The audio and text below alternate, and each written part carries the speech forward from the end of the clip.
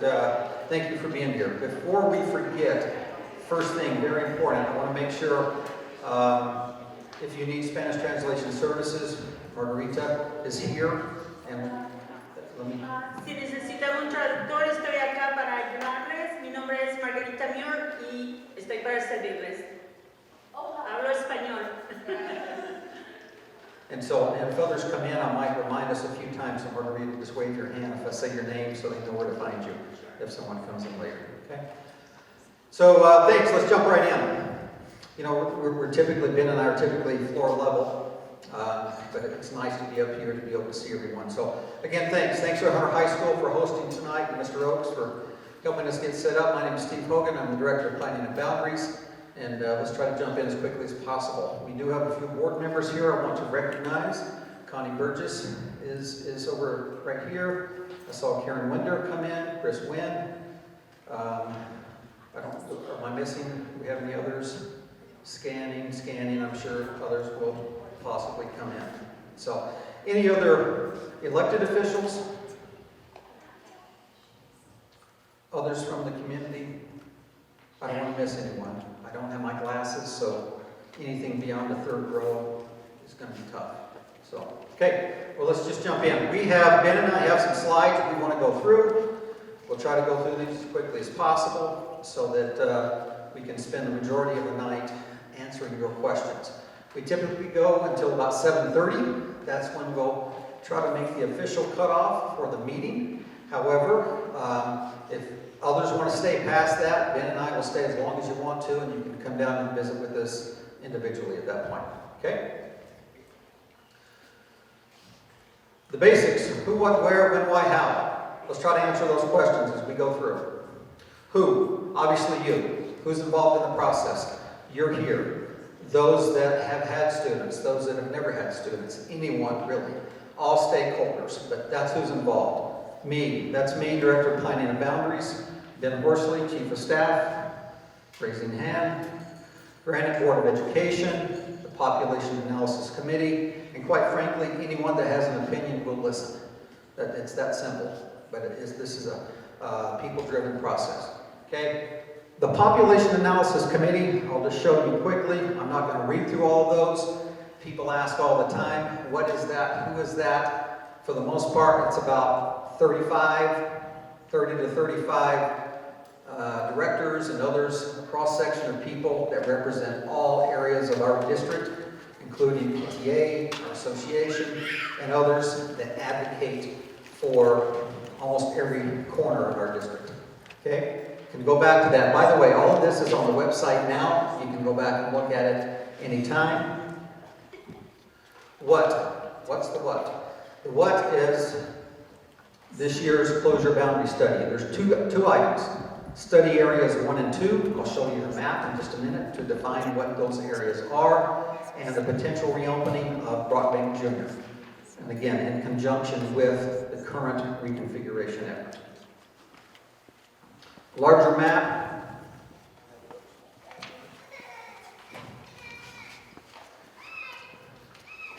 Quickly, the district is broken into 5 geographic areas. Kind of hard to see, but area 1, 2, 3, 4, 5 from east to west. We studied area 4 last year. This year, like we said, areas 1 and 2 geographically. Basically, you're looking at from Bangor Highway west, largely focusing on elementaries. A little more zoomed in version of the same map. The colors are the high school networks. Okay, you can see at the very bottom there's part of Taylorsville Network, at the top part of Granger Network, but mostly Cypress, Hunter, and Kearns networks involved. Okay, why? Why are we here? Why does this even matter? Small school concerns. I'm not going to go through all of these necessarily, but bottom line is, we've known for a long time schools can be too large. There are a lot of issues associated with larger schools. But we also know, Clark Nelson, board member, just walked in. Am I missing any others? Thank you, Clark. Did anyone else walk in? Okay. We know that schools can be too small. lot of these issues, and again, when we say too small, we're not talking about the size of the building necessarily, or even necessarily the total enrollment, although that's part of it. It comes down to teachers per grade level in the elementary schools. Okay? Split grade level classrooms, lack of parental choice, collaboration, difficult to team teach, per pupil funding. Remember, smaller schools do not mean smaller classrooms. There's a ratio, of course. If you have a larger school, you have more teachers. Smaller school, fewer teachers. But there are issues associated with fewer teachers. Harder to maintain your effective committees, school community councils, PTAs, other parent volunteer efforts. How many parents do we have here tonight, by the way? Okay, thank you, hands down. How many of you, if you dare say, are helping out in some way on a PTA, school community council, or something? Okay, keep your hand up if you're doing multiple things at the school. Okay, that's typical. If you're doing something, you're typically doing multiple. Keep in mind that at a school, whether it's a school of 250 students or a school of 1,000, there are typically the same number of things that have to be done at those schools. And that means you have fewer people to do those same number of things. Parents, teachers, staff, all others. Again, teacher workload, burnout, we've seen that over and over, and simply not an efficient use of district resources, and finally, fiscally responsible use of building and district resources. Okay? I can come back to that as much as you want. Elementary. This is, again, area 1 on the left, area 2. Very quickly, area 1, the year the school is built. That may or may not be important. That does not necessarily mean if it's an older school, it's in not as great condition. In fact, next to that, you see what's called the FCI, Facility Condition Index score. The higher the score, and in this case for elementaries, I think in this area 64 or 65 is the highest or best. That would be South Kearns because that's the newest school.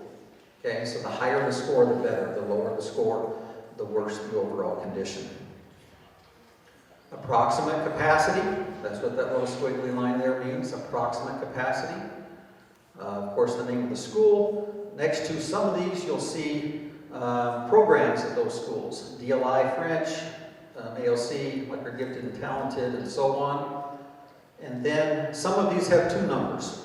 All of these have a current number. If there is a number in parentheses on any of these, that means that, assuming, as it looks like so far, that this area is reconfigured, or in other words, we go to K5, 6, 8, 9, 12, starting in the fall of 25, those would be the total enrollment approximately at that point, okay?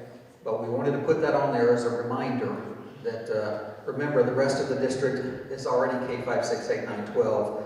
That conversation is happening, and Ben Horsley leads that discussion in the district, but that's generally a table of information, again, for you to look at and we can talk about. When and how. In fact, I don't want to have all the fun. Ben, would you want to discuss some of the process? Yep. Hey, my name is Ben Horsley. I work with Steve, Community Outreach, and glad to be with you tonight. I'm going to briefly walk through the process. You have the handout, I assume, in front of you. I'm going to go through the color-coded sections of that handout and kind of walk through the process and where we're at currently. So this is a calendar year process, and so it kind of works to offset the actual school year. So by the time we get to any sort of formal decision making by the end of the calendar year in November and December, we have a little bit of time after those decisions are made to be able to implement. So when we were working on Area 4 schools last year, and we closed 3 of those schools, that vote took place in December, the final vote, but the actual closure of those schools won't obviously happen until May of this year, right? As we kind of wind down through the school year, that gives a little bit of community, some time for some transitions, and help the community transition to new locations. So as we kind of work through this process, that calendar is built up these early years. I don't want to point a laser and kill somebody here. Okay, so this yellow part has already occurred, right? We actually go before the Board of Education and formally propose several different types of studies. And sometimes we come back in June and we stop those studies. We present them again to the Board of Education. They can tell us to stop studying something or to continue to study something. We might hone in on a specific area as opposed to we started off really broad right now. We might be able to hone in at that point in time. That didn't happen last year, but that has happened in previous years on different studies where we've said, we're studying this big area, but it really, when we get to June, after we have that initial community input, we hone in the study into a specific area. So as we kind of get into this green phase right here, which is where we're at right now, we've given ourselves lots of time to have community input and to solicit your feedback. And you're saying, Ben, what could we possibly give you feedback on? You haven't told us any proposals.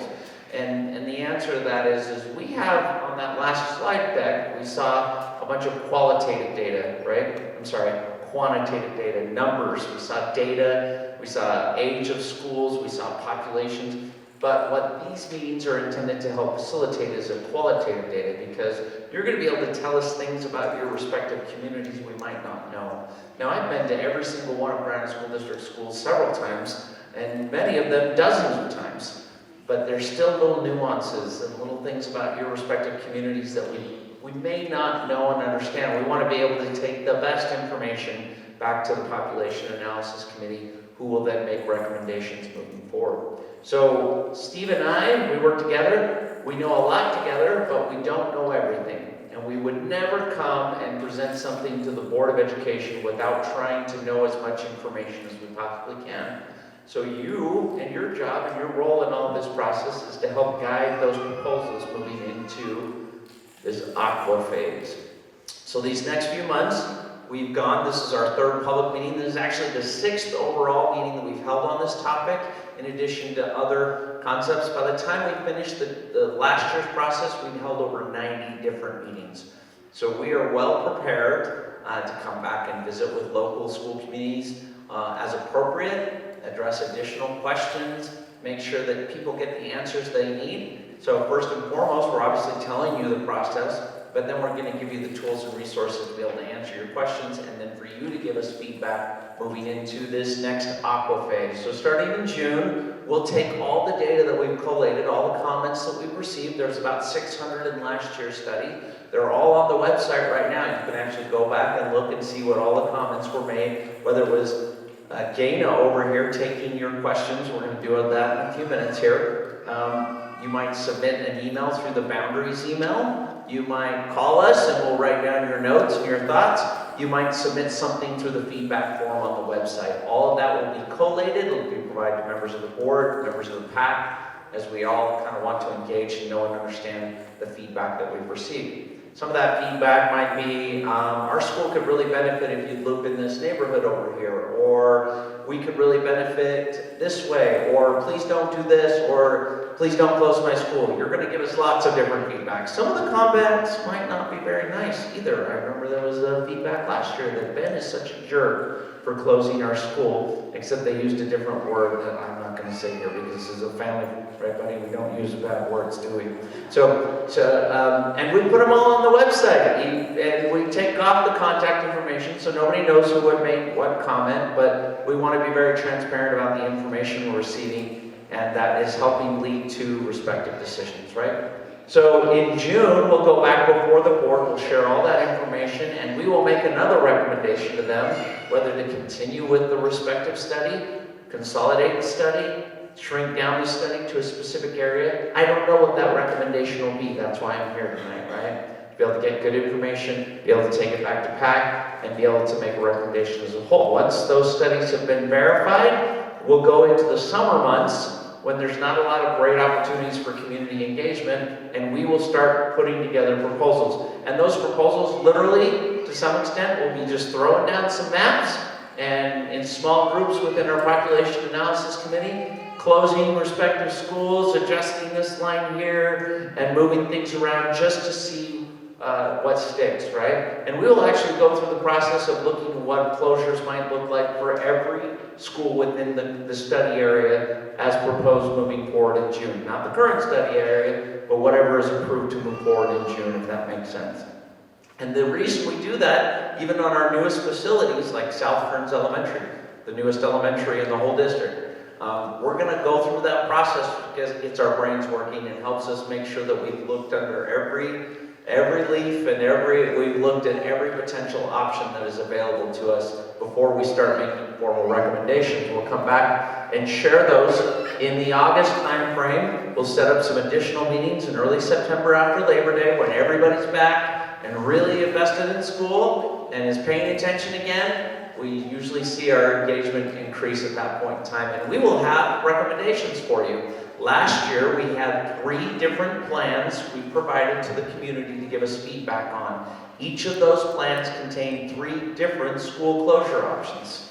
And so you can imagine there was a myriad of options and a lot more meetings that we held within those respective communities. You might ask why we're all meeting together instead of coming out to Hillside or to, I see Whittier's principal here, or going to those. We want you to not just hear the feedback, or we don't want to just hear your feedback, we want everybody else to hear your feedback as well. And sometimes when we get kind of stuck in our neighborhood and our community, we want people to understand that sometimes those concerns are general, right? And that we can all kind of work and commiserate together through that process. So once we have taken those, we might come out with 6 proposals. I don't know what that looks like, right? I just don't know what I don't know yet. And each of these studies kind of takes on a unique personality, and we'll kind of work through that process and see what options are available to us. Some things might be painfully obvious, other things we don't know, and we might not be able to draw any conclusions until we get to that point, right? So at that point in time, in September, we'll come back out and meet with the communities again and go through all of these different options. You're going to give us even more feedback. We'll hold as many meetings as we need to through September and October before we make a final recommendation to the Board of Education. And my guess is we will alter one of those proposals. That's what happened last year, despite the fact that we had 3 different plans. The final plan received alterations based on the feedback that we received from the community. We then presented that to the Board of Education. And at that point in time, it will be in their hands, and they will decide if they want to proceed with the recommendation, ignore the recommendation, modify the recommendation. It will be their decision. They will have 2 opportunities to vote on those proposals in the November and December board meeting. This is the part the board always loves me to point out. It will be the board's decision at that point in time, right? So at that point in time, we will have 2 public hearings as part of that process, more community input, and the final decision will come in early December. Any questions about the process? Okay, there's plenty of times for questions, so if you come up with something later, that's fine. So, as we think about our policy and what law asks us to take into consideration, there are probably over 16 or 18 different factors that we can take into consideration as we analyze these different ideas and solutions that you're going to provide to us, as well as what we come up with, okay? Now, here's a handful that are usually kind of rise to the top, right? We want our schools to be robust. We want them to have a sufficient amount of population. We already talked about those small school populations. We don't want our schools to be too small, and we don't want them to be too big. We want them to be right in that sweet spot, right? Now we need to take into consideration what the current enrollment might be, and we're also trying to do a little bit of guesswork and kind of look into the future what enrollments might be. And we're also trying to guess what you guys are going to do, right? How many of you special permit to a different location other than your boundary location? Look at all those hands, okay? And you're just a sample of our population as a whole. So we're trying to figure out and guess, and at the same time using all the feedback that you're providing to us to kind of understand the patterns that might happen if we make this adjustment or if we make that adjustment. So then in consideration, we also want to determine if the facility is up to snuff, right? If it's going to be able to withstand the population that we hope to put into that building, if it's going to be able to meet future needs, transportation. I was accused last year in one of these meetings of not wanting to bus children, and that is absolutely incorrect. If at all possible, it would be great if all of our kids could just walk to school and they had a safe ability to do so, right? So that's not Ben being cheap. We get reimbursed for all those routes from the state as long as they can meet those qualifying factors. What that is Ben wanting you to have a nice neighborhood school that your kids can walk to and have the ability to get to. So that is a primary factor, right? Is it always possible in every situation? No. okay? But we do our best, right? I would imagine there are people in this room who don't feel like they have a safe walking route or option in the current configuration, because that's how neighborhoods are developed, and sometimes there's not a sidewalk where we want it or a crosswalk where we need it, right? So those are kind of things we need to take into consideration. Now, fiscal considerations. We closed 3 schools as a result of the last study. As a whole, that's going to save the district ongoing about $1 million a year. 3 school closures. Why? Because 90% of our budget is about people, right? And the people follow the students where the students are. So that $1 million is really operating costs for the facilities themselves. And if you think that's a lot of money, who thinks $1 million is a lot of money? Who would like $1 million? Raise your hand there too, okay? Just making sure you're awake, okay? We're not giving out $1 million checks tonight, just to be clear. But in our budget as a whole, with 90 plus schools, we have almost $1 billion budget. So is fiscal considerations, is it nice to save some money? Yes, but is that a preeminent concern when transportation, small school concerns, some of those other things, those probably take a lot more precedence, if that makes sense.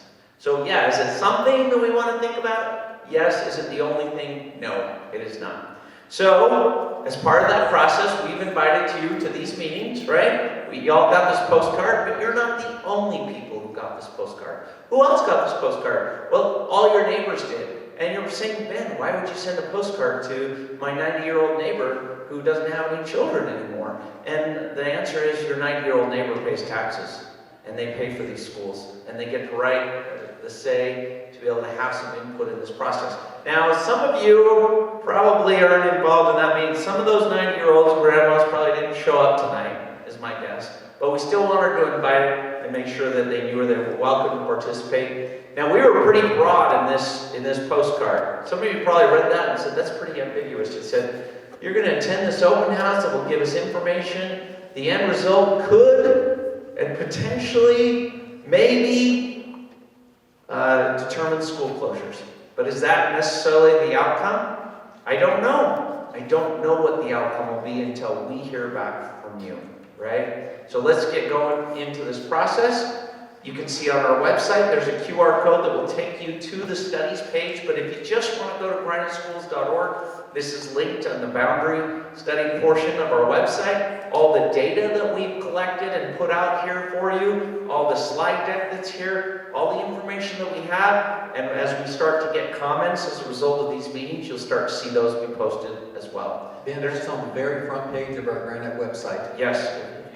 graniteschools.org. It's on the home page. That link will take you to the exact page itself. So with respect to that, there is one set of data that I want you to pay attention to. And you remember me earlier about us trying to read your minds as parents about what you're going to do with your kids and what schools you're going to attend, right? And some of you talked about already special permitting to other locations, right? So there's a data set called, what do we call it? Your mobility chart? Student mobility data. So do me a favor and go look at the student mobility data on the website under the 2023 studies. It is from last September. We're going to update that data here in the coming weeks with what spring enrollments look like and where kids are at. But that data will tell you at any given school who is attending from other area schools and where that school is losing kids to, right? And the reason why that's important is because it gives us a factor of where you guys are voting. Because you guys are making decisions, and sometimes you're making decisions with your feet, right? And so your behavior is what we're trying to understand, and it's what we're trying to be able to predict. And so look at that data, and we'll tell you a lot of good information, even though quantitative information isn't everything, right? So let's get into that qualitative information piece. We're not going to talk about grade configuration in this particular meeting, unless there are questions that come up about it. We do have the principal of Hunter Junior High here. Hi, how you doing? Good to see you. Okay, all of her feeders are currently at K6, 7, 8, 9, 12, because Hunter Junior split feeds to both Hunter High School and to Cypress High School. We expect that we will work through a reconfiguration process as outlined, and I see some of you have the handout there, so if there are specific questions, we can and will address those tonight, but I don't want to spend time on this unless there are questions, in fact. So all of Ranger Network, all of Cypress Network, and then our weird half network, no offense, Emily. Okay. Is still a K6, 7, 8, 9, 12 configuration. And the goal is, as part of the opening of Cypress and Westlake Junior High, when those new facilities open, that we would transition in the fall of 2025, and those would all become K5, 6, 8, 9, 12 configurations. So if there are specific questions about that, we are prepared to address that, and there's already a hand waving, so I'm going to go ahead and turn the time over to you. Yeah, you guys are talking about configurations and K, 6, 7, 12, 47. Can you just define what those are so that we understand what that term means? Yeah, I'm going to give you the microphone so everybody can hear your question again, so I don't have to restate it. By the way, we'll hand microphones if we can, but we have 3 set up, 1, 2, 3. And that way you can come down, line up, and we'll take your questions down here also, okay? In fact, that's what we prefer. I'm looking for a definition of terms. You're with the K, 9, 12, 13, whatever those are. Just if you could explain those, please. So the question is, K is kindergarten, right? And then when we use those numbers, we're talking about specific grade levels. So currently, our primary configuration throughout the district, as we work through that process over the last few years, is kindergarten through 5th grade in our elementary schools, 6th grade through 8th grade in our junior high or middle schools, and 9th grade through 12th grade in our high schools. And the goal is, with these last remaining networks that have not configured, they are K6, 7, 8, 9, 12. So the goal is to move 6th grade up to the middle school like the rest of the district is. Does that make sense? 6, 7, 8, 9, 12 Yes. means that the elementary school has the 6th graders. So currently, where do you attend, or where are you boundaried? So you're here in this network, in Hunter Network, which goes elementary service kindergarten through 5th grade. Your 6th graders are in the middle school or the junior high with other 7th and 8th graders, and then in 9th grade they come here to Hunter High School. Is that correct? So the goal is, we have a couple of networks that still have 6th grade in the elementary, and we want to move those up to the junior high. And Hunter Network is one of those weird split where She has. did go a 6, 7, 8 model, and those feeder elementary schools are just a K5 model, where Hunter Junior High School is still just 7, 8. Madison, Westlake, and Valley are the other schools that are a 7, 8. And eventually, once 2025 rolls around that fall, Westlake opens, potentially Rock Bank opens, which then we move the 6th graders up, and we have. So part of the study is that Brock Bank reopening. So there's technically 2 studies. He saw that on the first or second slide deck. There's the elementary boundary and potential closure study, and there's the reopening of Brock Bank Junior High to help offset the bringing up of 6th grade into the junior highs. And I would say thank you for helping us clarify, because oftentimes Ben and I talk in terms that we've been saying for years, and perhaps others don't completely understand. So if we say anything that you want to clarify, please do. By the way, Nicole McDermott, board president, snuck in back there. So thanks for coming. You have to go to slides before we get to questions.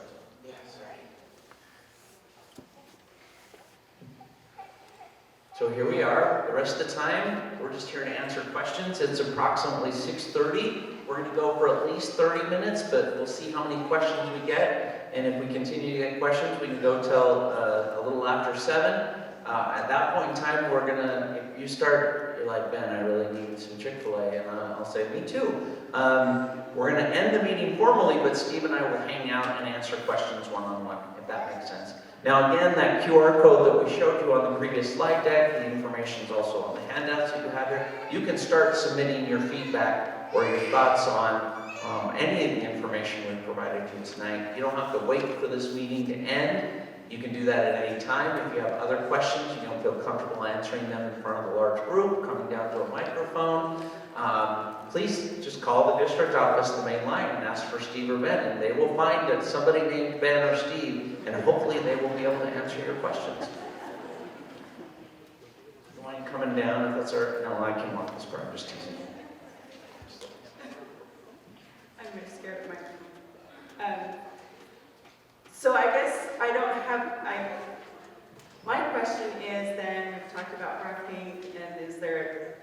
potential of that reopening. So I guess my question is, what are going to be the boundaries of that? And will Hunter Junior boundaries change? And will that make them, some of us go back to Matheson where we were previously? Like, I don't think that any of that's been answered here yet. The answers are yes, yes, maybe, maybe, yes, maybe.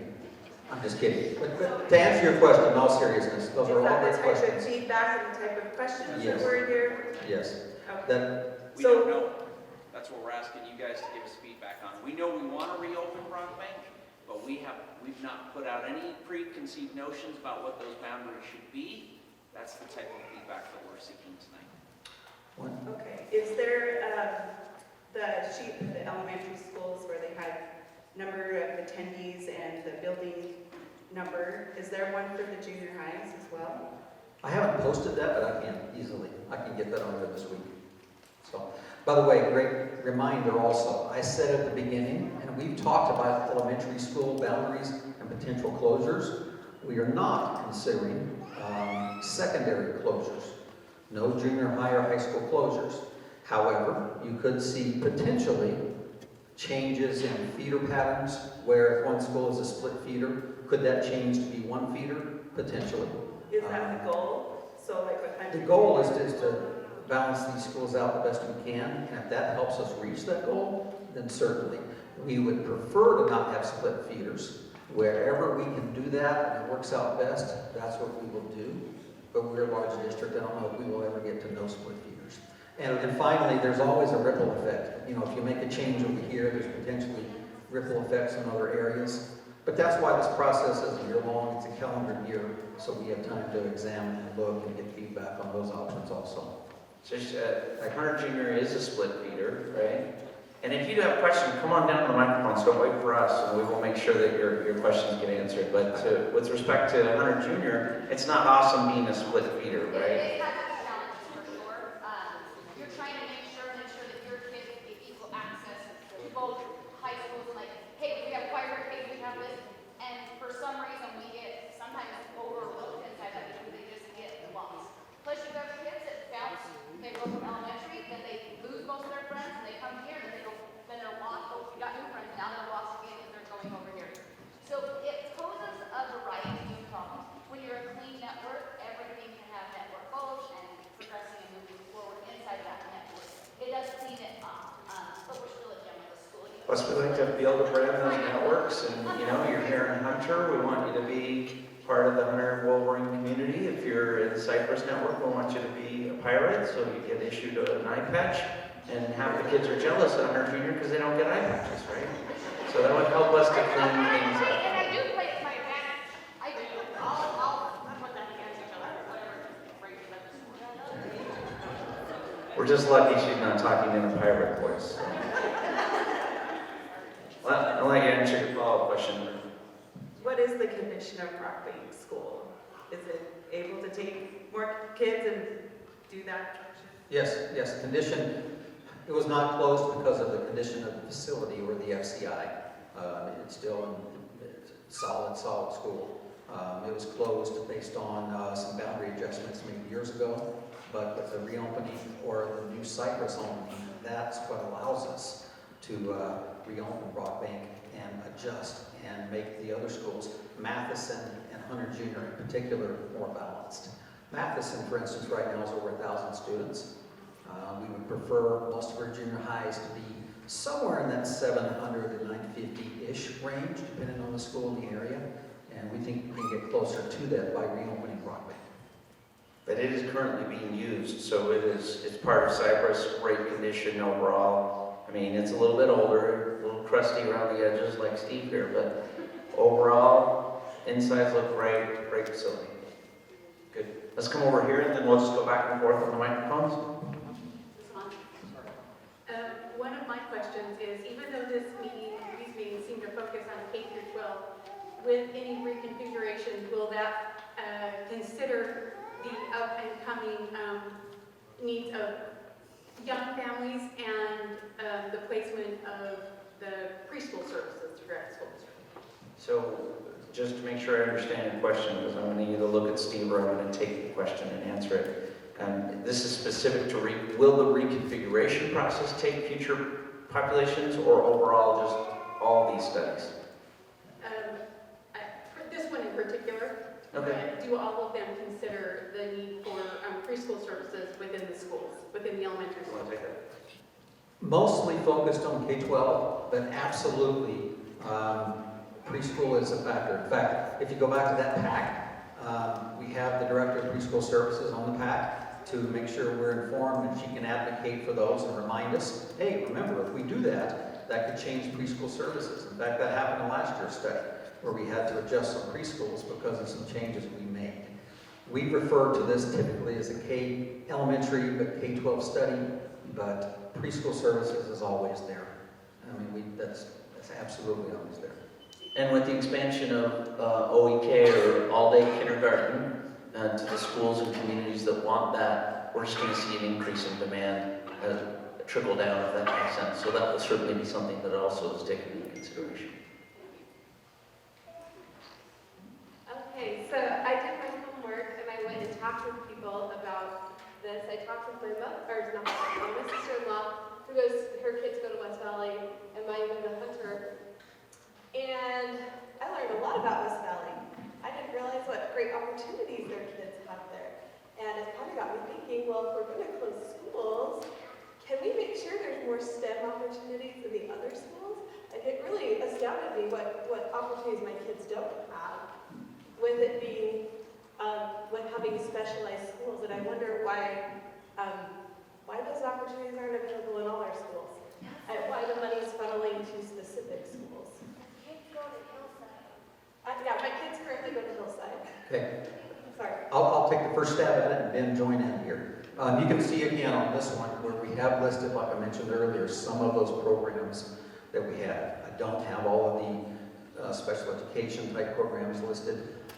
Most programs, except for our GT or advanced learning centers like at West Valley, are school-based programs or school/community decisions, where a community like West Valley West Valley Elementary said, we want it to be STEM, we are ALC, and we want to try to, did I lose it? There we Is go. that the teachers and the staff, or is that It's a the? combination of staff, school community council with community input that largely makes those decisions. There are some district programs, and obviously we can always talk about programs and schools starting programs.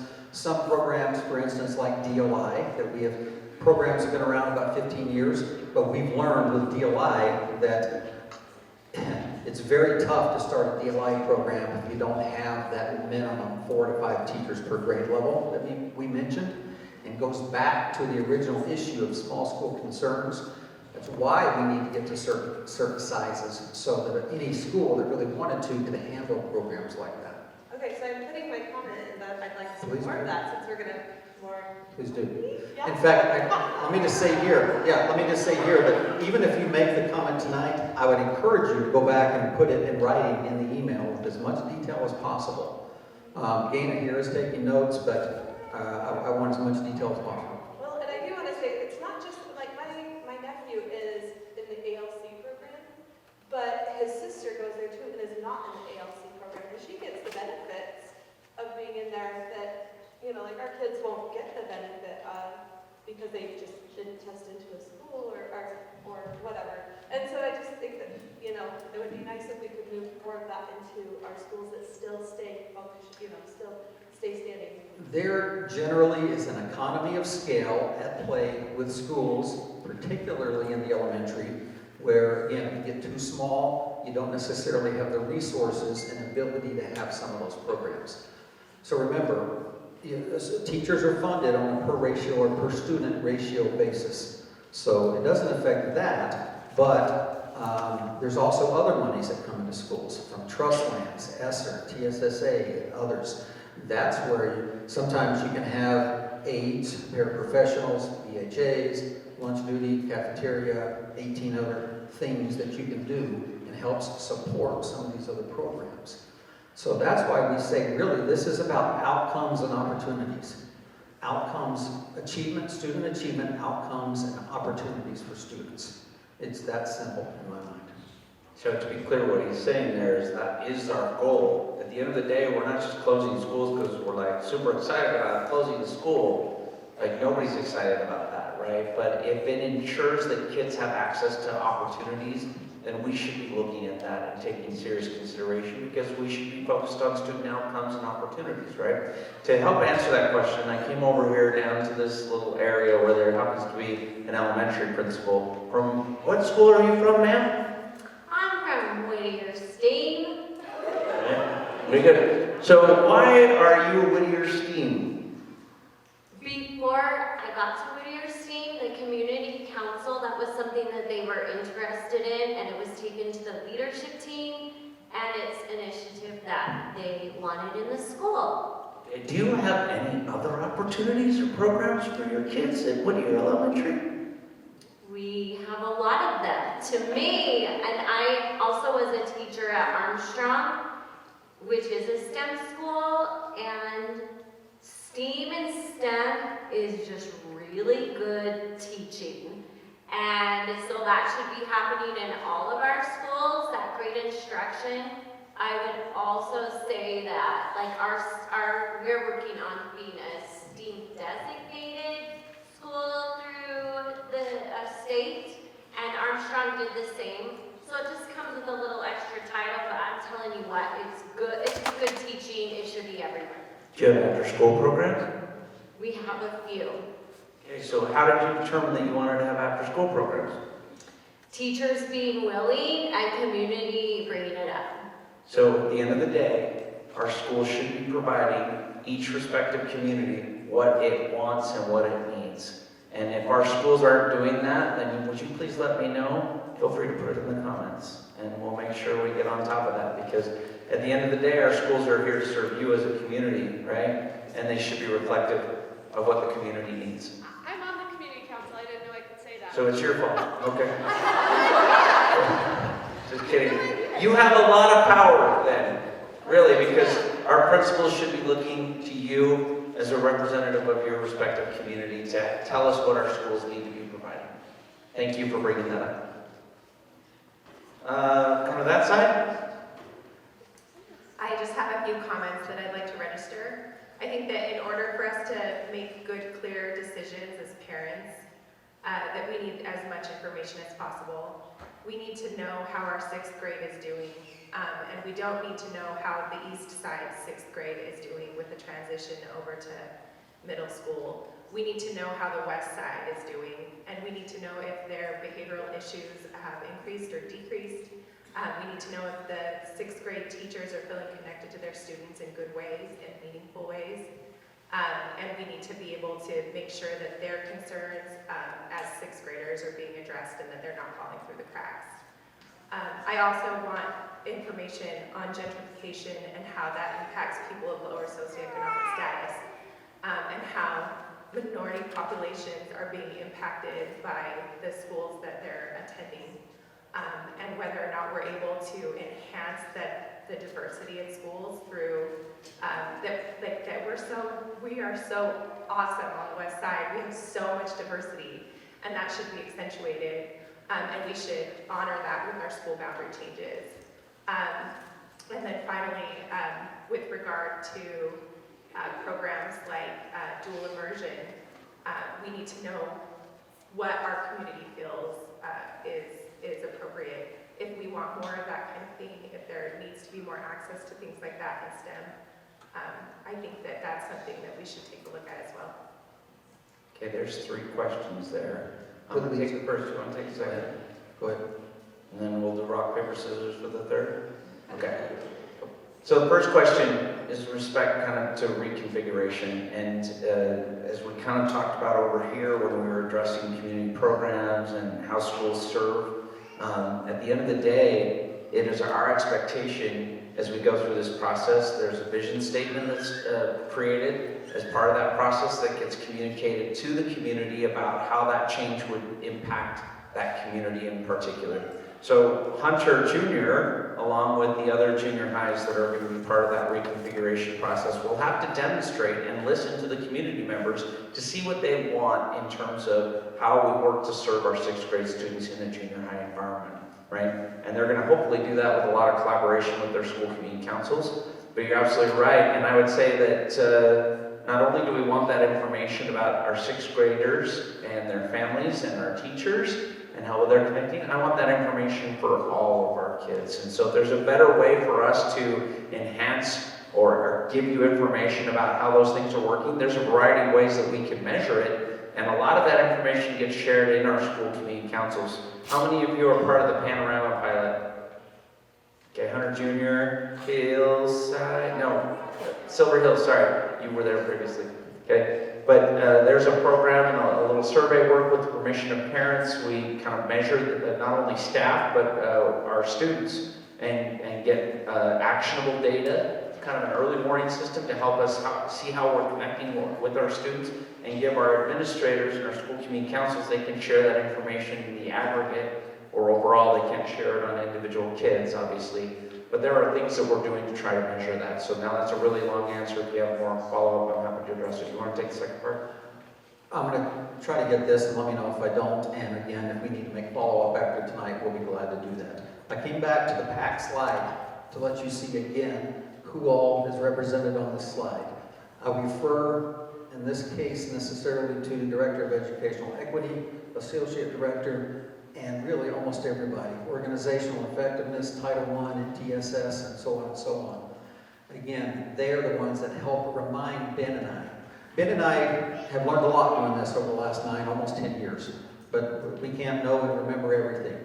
But our job is to ask the right questions and ask enough questions to make sure we're getting good answers. And again, that's what the PAC helps remind us of, is to make sure we're taking those things into consideration. Whether it's the diversity, socioeconomics, all of those issues. In fact, we had several slides in last year's presentation about how that impacted certain communities. Gentrification, the market, the maturity of our district. About 5 or 6 years ago, I could see some trends. Other people, the board saw some trends happening, not just in our district, but in our state, as far as a maturing of our district, if you will. If you guys remember, it wasn't that long ago, or at least it feels like, I served as an assistant principal here a little more than 20 years ago, and we were busting at the seams in this area. We were doing year-round schools and extended day and all kinds of things because that's who we were. That's not who we are as a district now. We're a smaller, more mature district.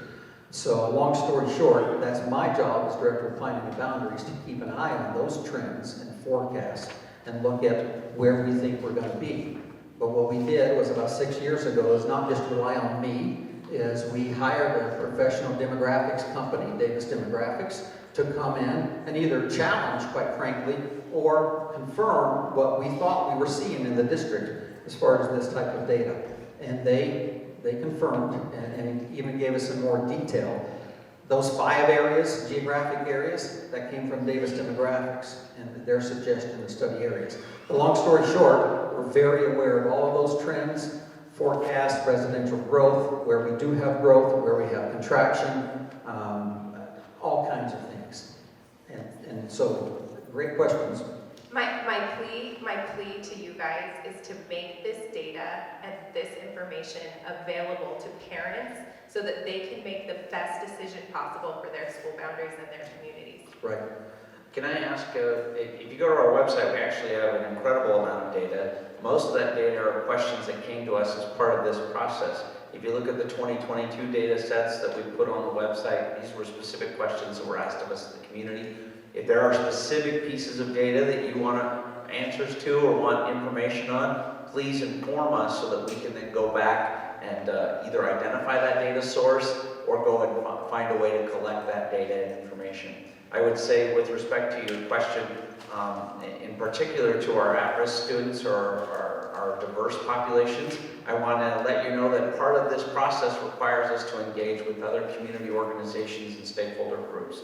And so we do it before we actually finalized a recommendation of the Board of Education. We met with the NAACP, we met with some other community groups just to see and know and understand the potential impacts and make sure that those groups were represented appropriately, because how many people do you see here tonight? I'm gonna say off the top of my head, there's 57 of us, and I know that because I counted already.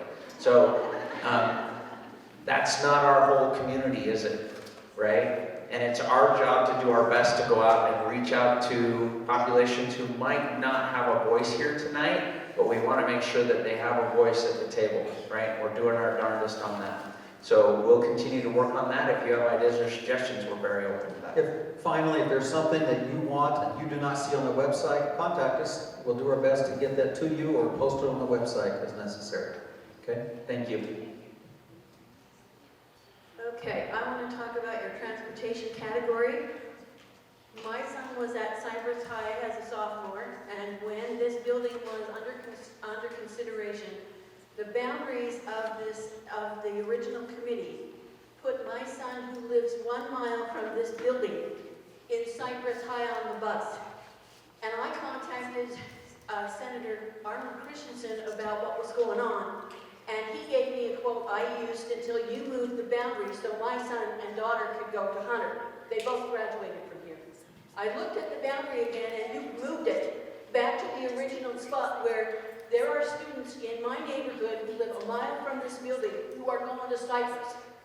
As a senior on a fixed income, and half of my neighborhood, my subdivision, are seniors, we cannot afford to have students who could walk to this building on a bus to Cypress.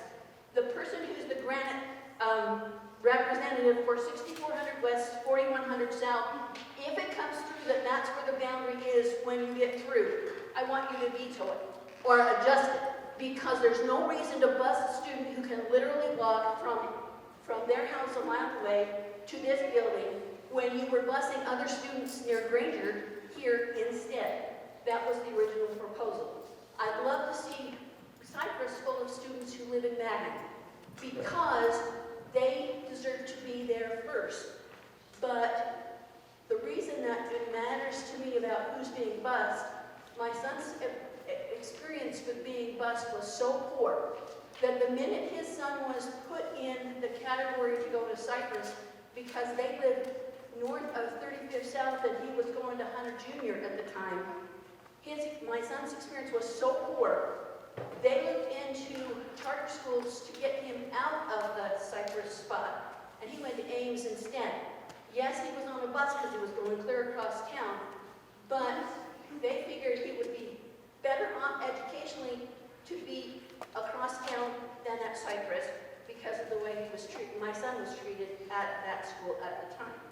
So pay attention to how many people are being bused when they could literally walk, regardless of which school we're talking about, because you do not have a never-ending money supply.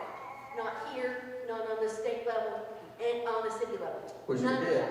right? No, thank you, great information. Now, I just want to clarify, you said that we've made a change recently. Are you talking about one of the maps that you've seen The tonight? map that is currently used for Cypress, for the Cypress Hunter High School boundary, shows my neighborhood students go to Cypress because you moved it so that the corner of That area south of 41st? The southeast corner on 4100 South Right. includes my neighbors who go to Cypress. If you can stick around, if you can. If not, we can go ahead and talk later. Again, anything you see in the proposal tonight, they're just maps. There are even no proposals yet. They're just maps to give people ideas. I don't think we've adjusted a boundary since, I think it was about 6 years ago for the last secondary boundary in this area. Yeah, it was 7 years. Is that right? Okay, 6, 7 years ago. And of course, the Director of Transportation is on the PAC committee also that helps us with these. And just a reminder, for elementary schools, if you live within 1.5 miles of the school, and they have software that determines that, it's not how the crow flies or how you drive it, but there's software, but 1.5 miles from the school, it's walking. Anything outside of that, we receive state funding for buses. For secondary schools, it's 2 miles, 2 miles. So same goes. Now, that's difficult in our district because even within that 1.5 to 2 mile radius, we have, this is a great example out in this area, 35th, 41st, 47th. They're a lot different than they were a long time ago. and used to be able to walk those. It's not easy to cross or walk or any of that. So long story short, it's not a perfect solution. Even some of our 1.5 to 2 mile radius routes are difficult. They're difficult places to walk for all, even high school students. And so, Than they were when my children were going to Hillside. right. So great information, and I'll be glad to look at the map with you and make sure. But this is the feedback we're asking for. This is very important to you, and it sounds like others in that community. So let's look at that and make sure that we're not forgetting something in that. Can I also add to that conversation, and we'll come to this nice lady up here in the front middle row. I'm standing here next to Julie Jackson. She's one of our other board members who came in and snuck in. I don't know why they're all sitting on the back row. They work in education. They know you're supposed to be on the front row, but she's back here, so feel free to come back and sit next to her. I came up here to ask Mr. Oakes, the principal of Hunter High School, if you want to wave, because I want everybody to know who you are, how many kids he currently has in this building, okay? And he told me he has 2,600 kids, okay? And I'm going to say that's pretty darn near capacity. Is that fair to say? Okay, so Cypress, on the other hand, has a little bit more capacity. So last year's study, we were looking potentially at altering some high school networks. You had Skyline High School that has roughly 2,100 kids. You had Olympus High School that was a little higher with 2,400 kids, 2,300 kids. And you had Cypress High School, which was about 1,900 kids. And as we looked at those boundaries, we don't just draw a circle and say anybody within that circle is going to that school, right? We're trying to balance our populations and make it as easy as possible. I already said earlier, and I stand by it, I don't want to transport your kid if we don't have to. But there are certain circumstances, and somebody brought this up in last year's study. They said, well, you need to move Cottonwood High. Just pick up the whole building and move it to another spot so you can. I'm sorry, we do not have that capacity either, right? We cannot move a building out of that place or rebuild it in a new location. That's a $200 million investment, right? So I promise you, we don't want to have to transport your kid, but at the same time, how many of you are special permitting here? Okay, there's the other side of that equation. No matter where we put the boundaries, if there is capacity within a school, and you likely have children who benefited from special permitting, so they didn't have to go to Cypress, which was further away. That is the law of the land, and that will not change. I just want to reiterate that. Okay. Okay, here we go. So coming here, I thought that we would be given what the proposals are, but I feel like I still don't know what it is you guys are proposing. You want all this feedback, but we don't know what schools you want to close or the boundary changes or whatever. And so are you just looking for feedback on whatever? I mean, you just throw stuff at the wall and see what sticks? I'm confused because I don't actually know what the proposals are. And also, I went to the Grant School District website, and there's no link for studies and data. There's no little bar across the top that says studies and data. So I don't know where to go for this information. We're going to pull up the website here. Be patient. I'll try to answer the first part. No proposals yet. Like I said earlier, I've been doing this almost 10 years. And quite frankly, the first couple of years, that is how we started a study. We started with some proposals out to the communities. And what we found is most people saw those proposals, and you know what they said? District, you've already made up your mind. You haven't even heard us yet. You're already telling us what you think we should do. And that was a valid point. Not that we shouldn't have some ideas, because we do, of course, it's my job. But what we'd rather do in our process is this, like Ben showed the snake process, is I would rather say we're starting with everything on the table. Let's put everything up there and make everyone equal. And then as quickly as we can, hopefully by the summer, June or July, start taking as many of those ideas off as we can. Okay? And then narrow it down. It's hard. I know the data. Ben knows the data. Board members know the data. But what we don't always understand are the nuances of your community and the things that we have no way of knowing until we come out. So that's why we don't have proposals yet. what we hope you do is look at the information we provide, ask for more information, we'll come out and do more meetings, and we give you as much as you want. And we're taking proposals and data and feedback constantly to help us refine all of that data to make the best decision possible. It's a little cumbersome, and quite frankly, to be as honest as I can, it makes my job a little harder. I wish I could just come out and say, hey, here's 3 ideas, pick one of those.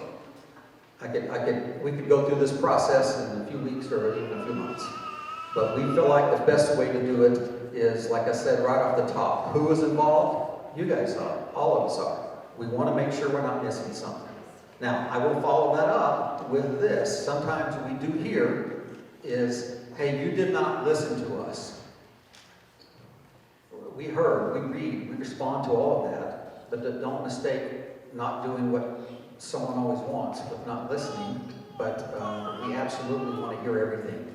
That's the long version of not hearing, or excuse me, not having proposals, if you will, here tonight. Our proposal really is trying to find the way to have the best outcomes and the best opportunities for students. That's the initial proposal on the table. Will you guys help us understand how you feel about how we accomplish that? That's the main goal or proposal. So basically what you're looking for is within these area schools, the Cypress and the Kearns and the Hunter, what we feel about anything, basically, and then you come up with the proposals later? To that extent, yes and no. Our good friend here just gave us a comment. She gave us some feedback, didn't she? Everybody know what she wants out of any sort of boundary study?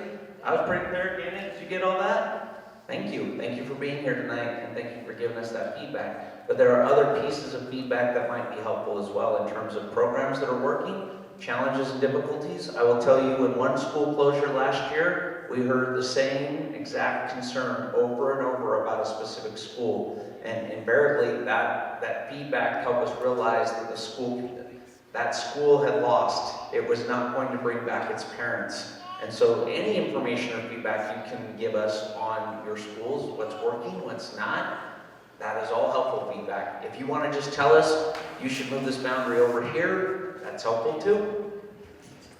So keep in mind, of course, not only do you get the feedback throughout, we'll come back in the fall, like is on the process, and hold more meetings. We'll come to your school, we'll come just to your community council, whatever, PTA, and answer very specific questions. The further we get, the more detailed we will try to get, the more we will refine and get in the weeds, if you will, on these issues, so that it can be laborious, it can be a challenge, but we still feel this is the best process in the long run.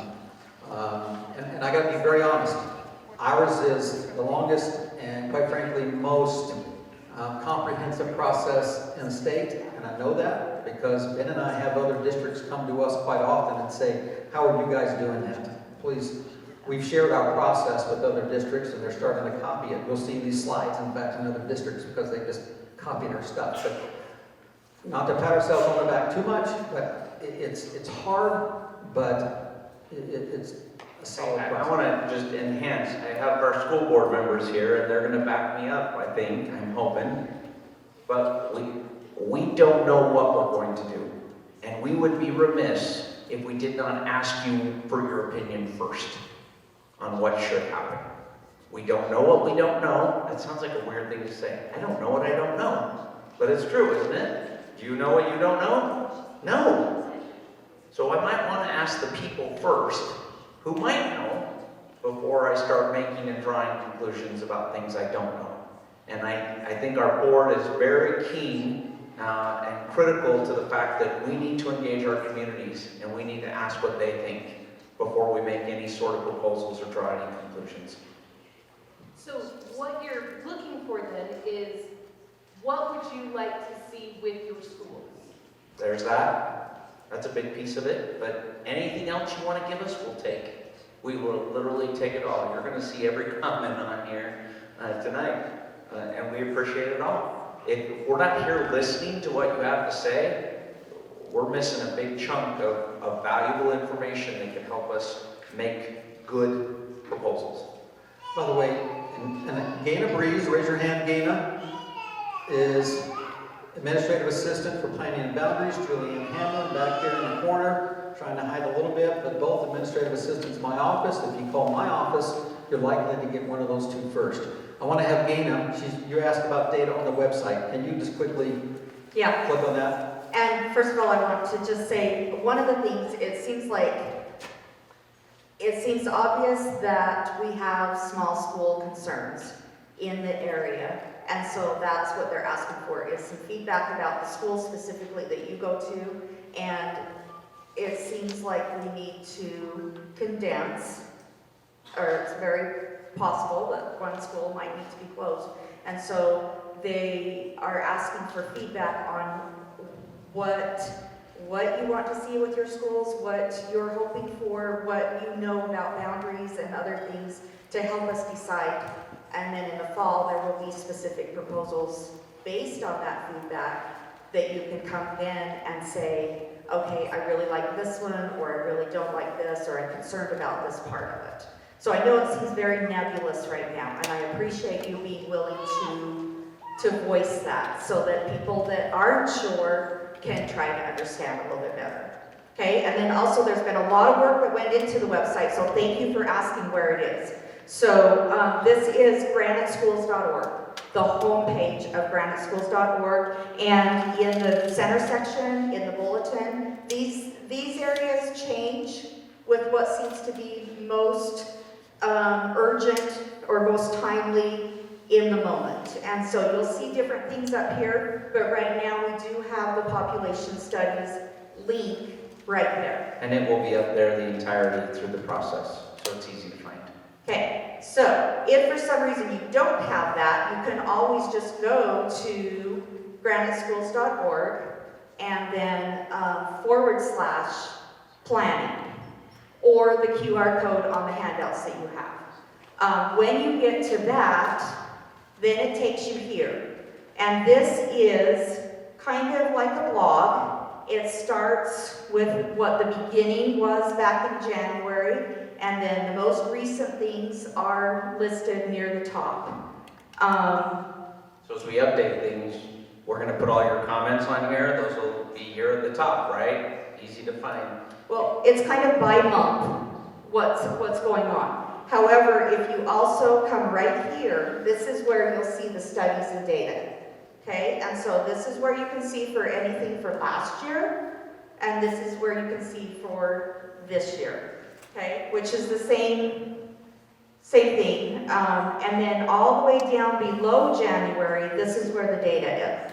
And so the mobility tables that he was talking about are right here for every school that's in this area. And just to give you an example, if you click on that, then it will tell you the enrollment at that school and where they are coming from. And then down lower, it will also show you where they are going. So where the students that live in that area, what they are attending. She actually has that backwards. The top chart tells you where students are going.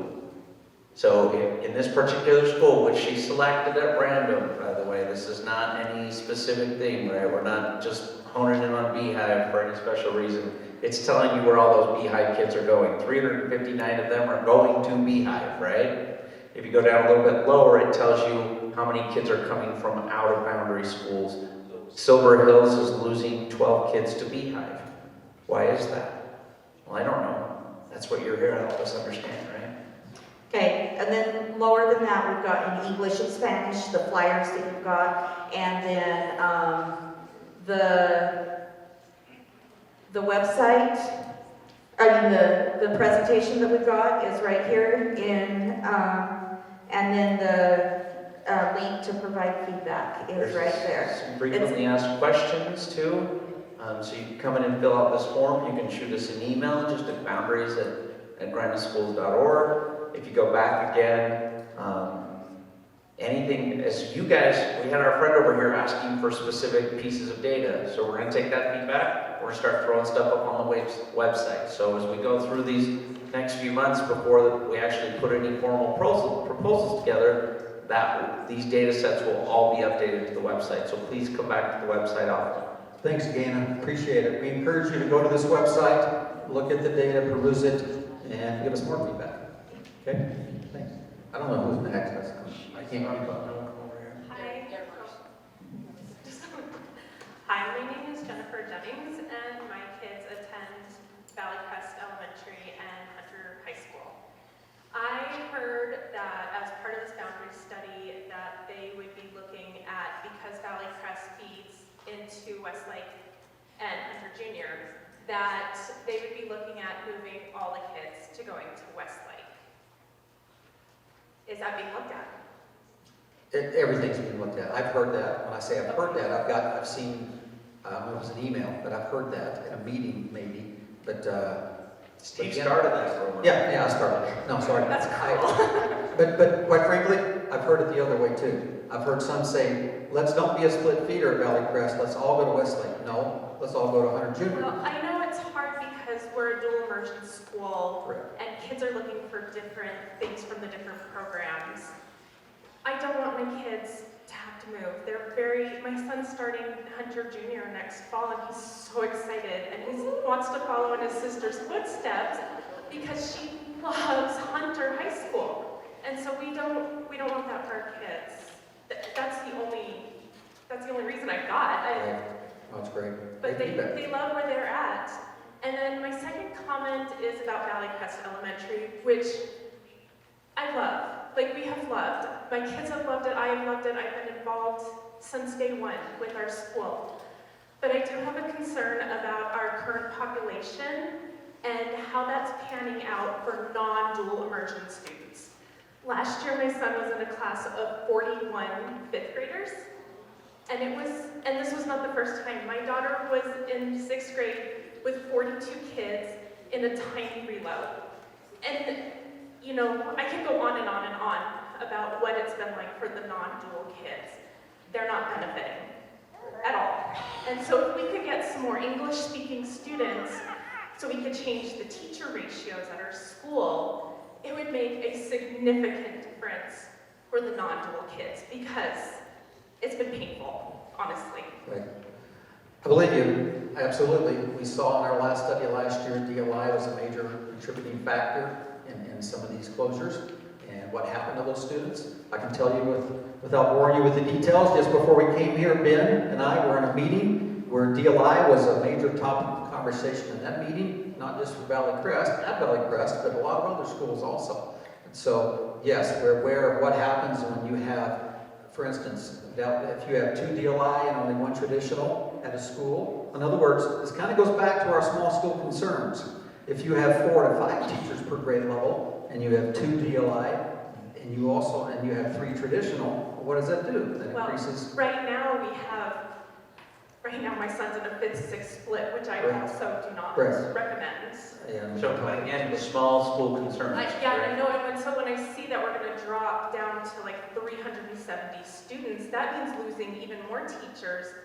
I don't know how they're gonna do it. keep in mind, when you lose 6th grade, it doesn't affect the number of teachers per grade in K-5. I mean, it affects the overall enrollment, absolutely. Right. But not the rest of the teachers. That's true. Yes. I'm sorry, I didn't consider that. But right now we have like 3 teachers per grade. So that means anyone moving in who's not dual immersion, they'll be stuck in a class no matter how big it gets. And I just want the district to know that that's been really rough on my kids. And I'm still saying, like, I love Valley Crest. Like, I have been so involved in it all these years, and we're so sad that my son's, gonna be leaving, but we're very excited for his future as well. Can I answer both of your questions just as Please quickly as do. possible? We have a lot of questions and I want to make sure we answer them. To your first question, please take your kid to Hunter Junior. There's a very nice principal up there. She'll love it there. I want to tell you there is plenty of room. You have enough room at Hunter Junior. Come on, special permit, you can on. Okay, so I guess that would be my second So question. no matter what we do here, I'm telling you, go where you want to go. We're trying to predict that behavior. There's capacity in almost all of our schools on this west side. If you get out to the furthest west, there's some issues, but we're not in that area, are we? So please take advantage of open enrollment. No matter what we decide, please do what's in the best interest of your child. Thank you. And then the second concern is, I feel like I can share some of the information we discussed in our DLI meeting today because it's not rocket science. It's painfully obvious. The 2-to-1 offset ratio is a problem in almost every dual immersion school in our district. Those are school-level programs, meaning 16 years ago when dual language immersion was first offered, many of our schools jumped on board thinking that would help them draw more students in. And what it has slowly done is gone away from the state model, which is you have to have at least 600 kids to make that program work. Because that's when you have that balance of kids and you can make sure there's enough kids and you're not looking at a split at 5th and 6th. That's horrible. Oh, and I love the teachers. Oh my goodness. They are putting their hearts into this, but the class dynamics are horrible. And it has been a really rough year. So I cannot praise That is great feedback, and I'm glad our board members got to hear that. They had a study session on this issue. I don't remember if it was I don't really remember what month it was anyway, but if it was last month or the month before, and they've been asking the district to look into this. But I want to be clear, if we were to consolidate some of those programs, right? And I'm just speculating. I'm not saying what we're doing. I'm just walking through the hypotheticals. What if we did, I don't know, random off the top of my head, and created just a Spanish DLI feeder, and it was just an open enrollment school with no boundary. It was all the DLI kids. We've run through those scenarios, and guess what you have? You have the exact same populations in those other schools. And it also brings you below that 3-teacher ratio. So those are what you just hit on, the greatest crux of this issue and why we come to our communities in the first place. You're going to tell us things that we need to know and understand, or we're going to go find the answer if we don't know it. And that is a huge puzzle that we've got to figure out because kids can't be in 40-plus classrooms, and we can't have split feeders if we can avoid it. Thank you so much for providing that feedback tonight. Okay. Now I'm really passionate, so if my voice shakes, I'm not mad. Okay, so my experience, some of the nuances that I'd like to share with various schools is that I'm boundary in Lake Ridge, and my kids have never had a reason to attend there. I would like to tell you that the special ed at Copper Hills in K through 12, or in K through 5 or 6, whatever, it struggles. It really struggles, and I'm glad I'm not there anymore. The applied academics, which is the contained special ed units in West Valley Elementary, are amazing. They are absolutely amazing, so much that they've expanded it from 2 to 3 classes. They've broken it down even more, and so I'd like you to consider that. The contained kindergarten at Whittier was also amazing. It kept my child in a public without being institutionalized. So I'd like you to consider that. I would also like to consider that the ALC at West Valley, all of those teachers are amazing. And so if you could possibly think about maybe expanding ALC to more schools throughout the West or even throughout the entire district, it could help strengthen so that other kids can have those opportunities and maybe they phase in one grade or another or for a few grades at a time, whether they can or cannot. And maybe instead of DLI classes, systems, am I going too fast? Perfect. I'm agreeing. Yeah. It's Okay. being recorded, so I might have to listen. Yes, by the way, you see the camera out there? This meeting is being recorded and it will also be on the website when we're done with Spanish subtitles. So if you have a friend or somebody who couldn't be here tonight, be sure to refer them back. Please keep going. Maybe instead of a full DLI program, maybe offer some language courses. I had the opportunity I was transitioned from 5th grade into 6th grade and junior high. And so I actually spent 4 years in junior high because of the way the district transitioned that. But I had the opportunity to learn Russian in junior high. And my brothers had the opportunity in elementary school. And so I went on to get my degree in Russian. If you could possibly have a few, instead of just the full DLA program at a school, but if you could offer courses throughout the appropriate grade levels, I think that could be an enhancement and maybe not so taxing financially. The last thing is that I would encourage more support to go to Lake Ridge because currently like half of the children in my congregation go over to West Valley ALC. And I have heard of many of my neighbors that do get really good instruction and good quality education at Lake Ridge. So, those are my comments. Thank you for sharing that. Thank you. And you could just give us comments. If you don't have a question, we're not going to worry about it. And by the way, you can start this thing with everything you mentioned and everything everyone's mentioned, how many variables and factors there can be, and how there's a lot for me and Ben and the PAC and the board to consider in these solutions. I don't know where I we're think at. we're actually here. Are we here? Sorry.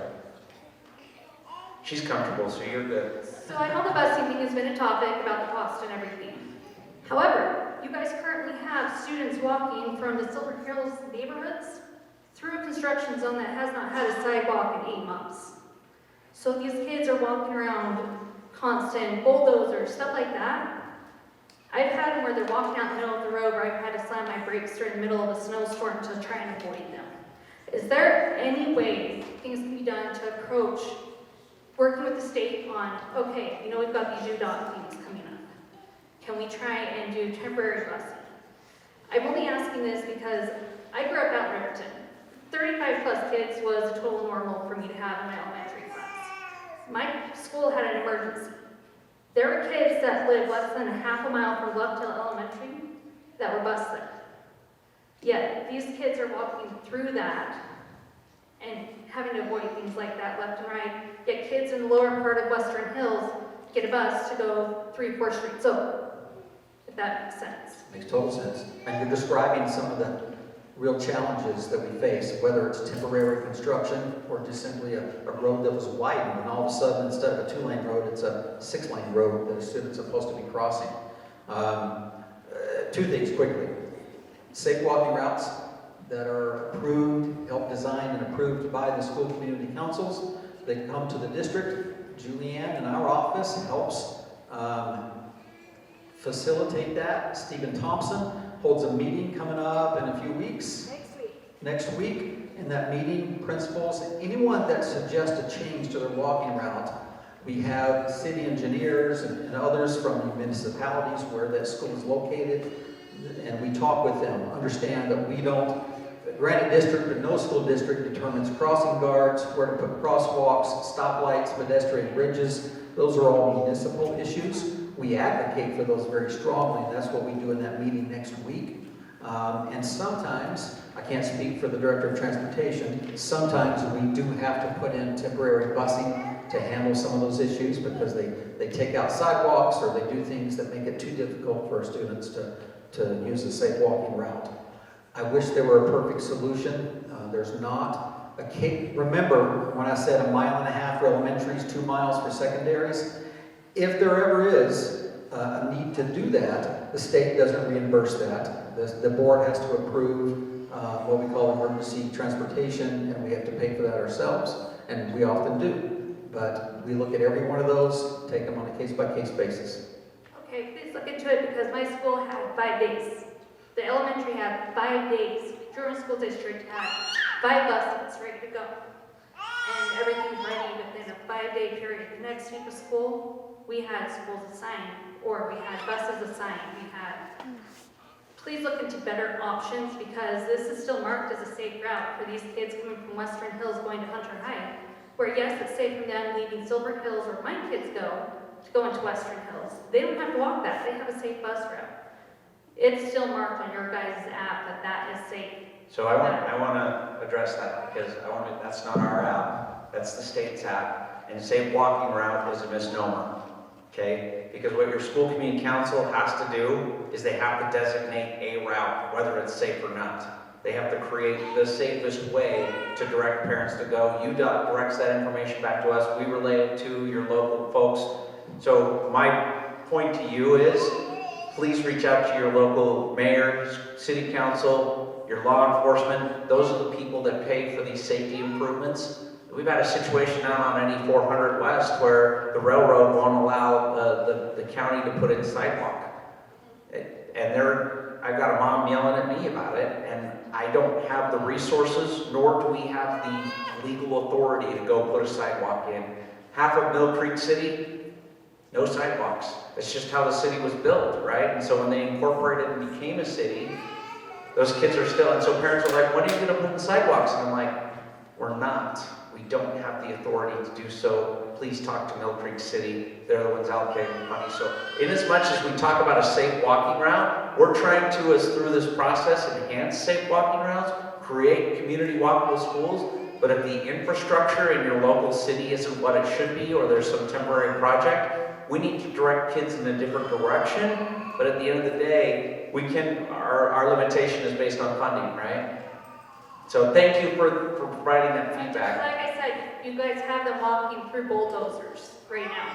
Literally, when there's pipe spots that are being dug down, kids Sure. going in there. I've had a friend that was a first responder to incidences like that. Sure. And I would say, let's go change your safe walking route then at your school level through the school community council, so that when it does come up to the district and we're corresponding with West Valley City on that, or whatever municipality it is, we can let them know about that concern. But we don't, that's not our app. I'm just trying to clarify how that process works.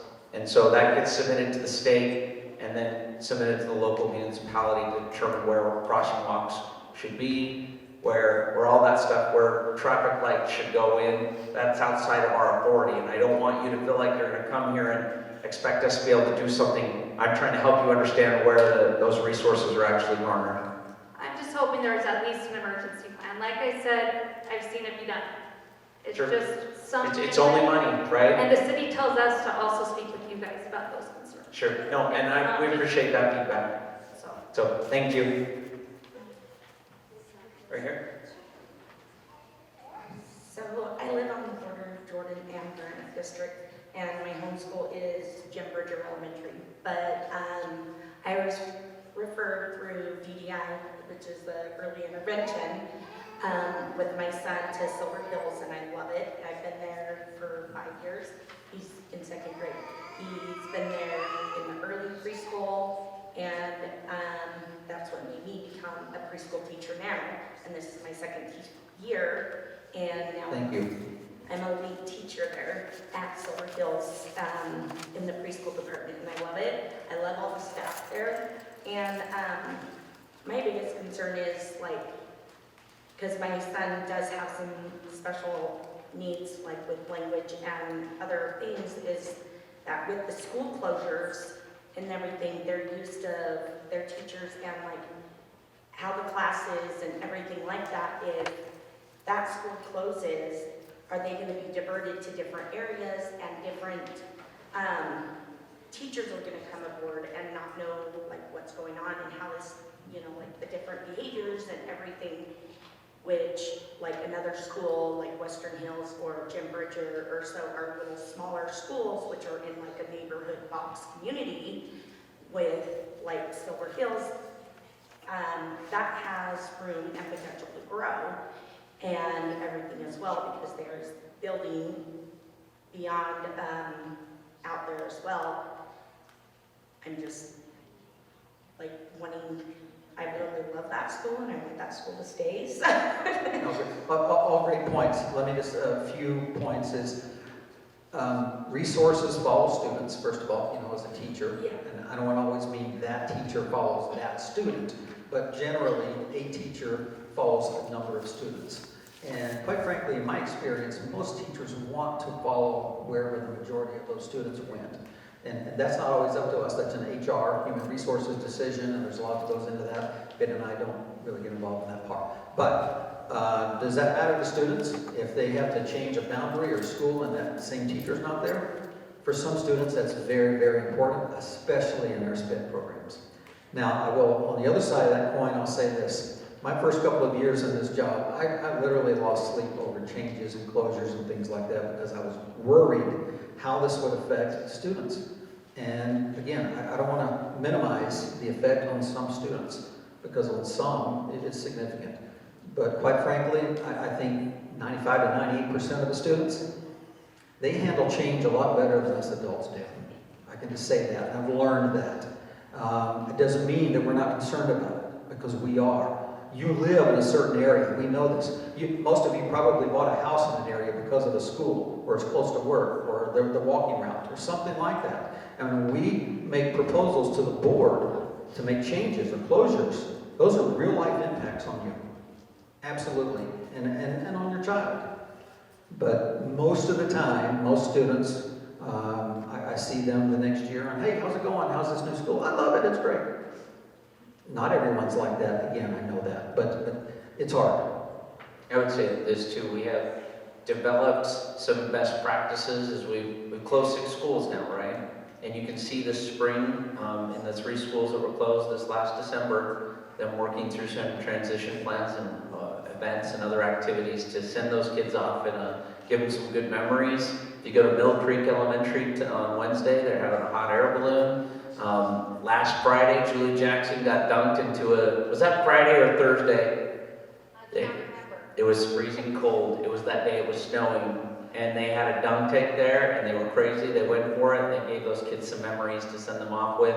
And they're holding subsequent events at their new schools to welcome parents in.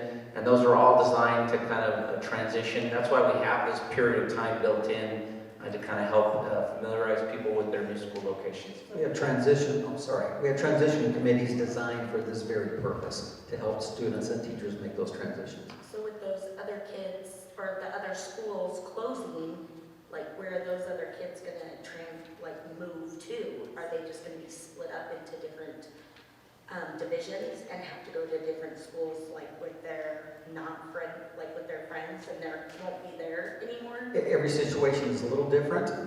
If at all possible, we want the most number of students to stick together. What I don't want to do, and I hesitate to do, is, hey, 30 students there, 10 over here, 45 over there, small groups, no. I mean, we want as large a groups as possible to stay together, and so that they can continue to have that sociality. But no matter what we do, remember what I told this nice lady here. You go where your kids, if your kids' friends are all going to one location, my guess is you're going to go special permit to that location, right? Because we're all crazy about our kids and we'll do whatever we can for them, right?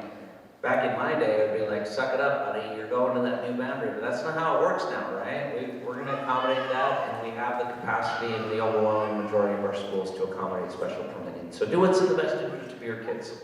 Would there be possibility of expanding the schools that don't close? Like if Silver Hills doesn't close, would they possibly be able to rebuild it and make it big enough for the other students to transfer there? Can you put the presentation back up so we can look at that chart? Sorry to interrupt you. The answer is probably no, and I'm going to let Steve correct anything I say. Just the presentation, oh, you got it, okay. To the data set, yes. So if you look on this chart, over here on this side, it shows the approximate capacity. So let's look at Silver Hills because you brought it up. Their approximate capacity is 650. So if we bolster their, sorry, something special just happened there. Now we can't see the data. Okay, West Valley ALC, they're currently at 700. If they lost 6th grade, they'd be at 600. Their capacity is approximately 750. Silver Hills has a lot of work. So if it does not close, which I'm not saying one way or another, I don't know what the proposal will be. There's plenty of room to add another 340 kids there. Thank you. I will tell you this, I don't think we're interested in overloading our schools either. We're interested in balancing them so they have the sufficient population to draw strength and families from the community. So it is 7:37, and we're just going to keep going here. We'll have another kind of hard stop around 8 o'clock, see how everybody's feeling, but we're going to hang out as long as it takes. One of our meetings last year went almost to 11, and I would not suggest we do that again. But if that's what it takes, that's what we will do. So our next question. Hi, actually, I don't have a question. My name is Christina Huerta. I'm a 5th grade teacher at Silver Hills Elementary. It's my first full year teaching there. Talking to the mic better. Sorry. My name is Christina Huerta. I'm a 5th grade teacher at Silver Hills Elementary. It's my first year teaching there. And when you were talking earlier about Silver Hills projected to lose about 12 students, might not be a lot to some schools, but we were the second lowest in the district. I mean, that's a lot for us. So I kind of got together with our tech coach, my 5th grade teaching partner, and my class students as well. And we, I know you guys see a lot of exterior things. We've got the walking bridge. You guys can see that we pulled from an F to a B, and we've been working insanely hard this year to keep that up because we Is that definitely right, want to be Sharon? there. Yeah, that's Mrs. Sonner. Rock on. Yeah. Thank you. So, I would like to just actually read a few of the points that I came up with, with the coaches and my students who were absolutely elated to add to this, just so you know. So, starting with the staff, our teachers and staff genuinely care about the students and their emotion. We have safe, calm down rooms. We have regular check-ins. We are constantly concerned about their well-being. Teachers and coaches that collaborate weekly, if not daily, about the students, filling their gaps as well as offering extensions that facilitate a conductive learning environment. We discuss problems as needed and have a strong relationship amongst our staff.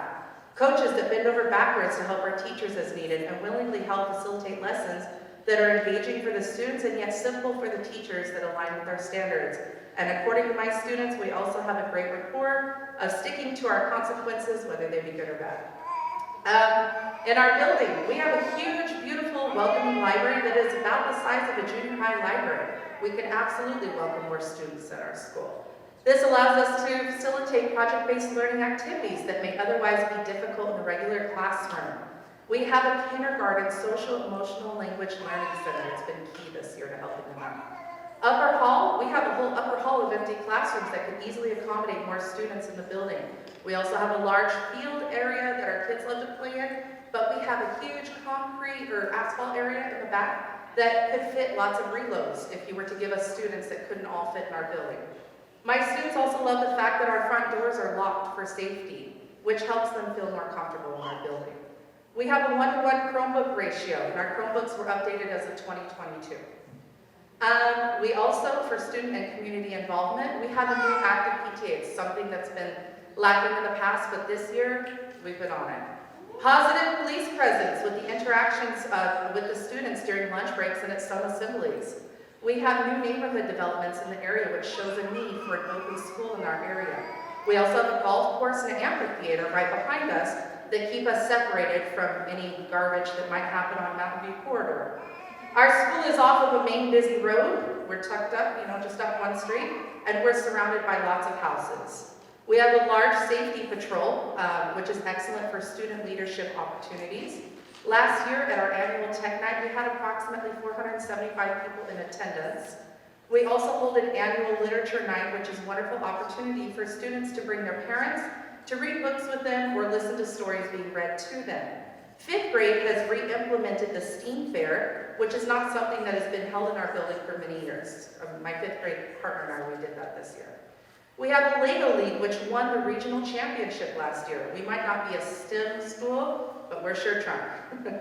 We also have a well-established STEAM program. All of our students, including our 3 units, are engaged in robotics, computer programming, coding, math and science extensions, as well as multimedia production bi-monthly. Teachers collaborate with the coaches to ensure that all STEAM activities are designed to enrich students' understanding of one or more of our Utah core standards of any of the 4 main subjects. 5th grade has implemented Genius Hour as an extension for certain students. Some of their accomplishments this year have been taking apart a computer and putting it back together, creating a website, and building and coding. Lastly, our 5th graders work hard to establish bonds with our younger students in our school, and they have been tutoring and mentoring them during their recesses all year long. That was them wanting to do that, so I helped facilitate that. So, I don't have a question. I just want to share with you some of the reasons why Silver Hill should be kept open. Thank you.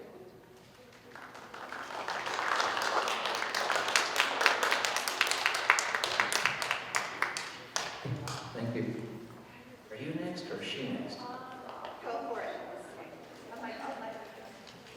Hello, I'm a 6th grade teacher at Orchard Elementary. I'm the last remaining. So I have a couple of questions. It sounds like this is a boundary study, but it also sounds like it's a population study. So I guess what I'm confused about is which one is it? Because if you're talking about one of your concerns is small school concerns, then you'd be looking at all those that have the projected students of in the 300s, because those would be the schools that have that small school concern. And then you might compare that with those that have the low FCI score. So what exactly it is that you're looking for? Because I know it's like what the other lady said, you're asking us for what we want, but anybody could stand here and make a good I can't think of the word right now, comment on like Right. why my school should stay open. Right. But so like ultimately what it is, because, and here it says, while the majority of the population analysis studies concern boundary adjustments, the population analysis process does allow for the option of a school closure if conditions warrant such a measure. So what are those conditions that you're talking about? And like, should we be mostly focused on the particular schools that are already of a small school concern and a low FCI score? Wonderful question, and thank you for the opportunity to clarify that. A population analysis, remember the PAC, the Population Analysis Committee. The population analysis studies are really a broad umbrella term for everything that we could study, including boundary changes, closures, looking at programs, all of those things. So when we say the Population Analysis Committee or population studies, that's the umbrella term for all of these things that are potentially on board. Feeder pattern changes, again, everything. Because it really is it's everything. We're trying to predict not just, like you said, not just school size, the FCI score, and total enrollment, but all of those factors that we listed up there, plus many more, have to be considered. So, yeah, but there's got to be like, you have to like have some kind of vision. So like down the road, even though you're not saying it, it's like, there's got to be something where like, okay, we're letting everybody talk, but we see that this is going to be a problem here.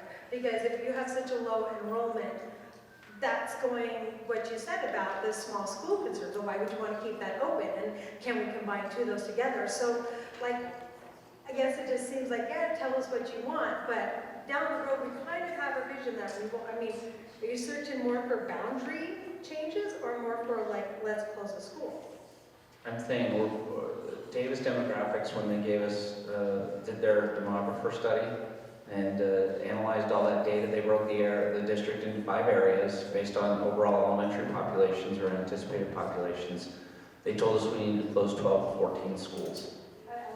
Elementary schools. We've closed 6, right? What was that based on? That was based on future population growth So, and declines. But aren't these future population, like you're saying, like Orchard, next year is 385, is that because of the amount of 6th grade students that are going to be eventually leaving? Or because if our futures, we only have 385, and this, I mean, that's what you're basing it on. Both. And again, we're trying to look into a crystal ball that's pretty good for about 5 years out, but not so good after that, right? But we do know that we peaked at 78,000 kids in the late 80s, early 90s, right? And we're at 59,000 and expected to lose a few thousand more before we stabilize. Around 57,000 kids. Okay, but so, sorry. Sorry, go ahead. I say different areas have different challenges. So if I could show you the map, could you scroll to the map really quick? When we were studying Area 4 last year, do you think that's a more mature or less mature area than where we're at right here? You think that's pretty mature? There's no growth, right? Yeah, it's about where it's going to be, right? And so it was easy for us to go through and say, we looked at 2 closures, but ultimately we said we have capacity in these schools, let's close 3 and bolster the remaining schools to get them where they needed to be. So just because the population is lower at a specific school, that doesn't mean that's going to be the one that we close.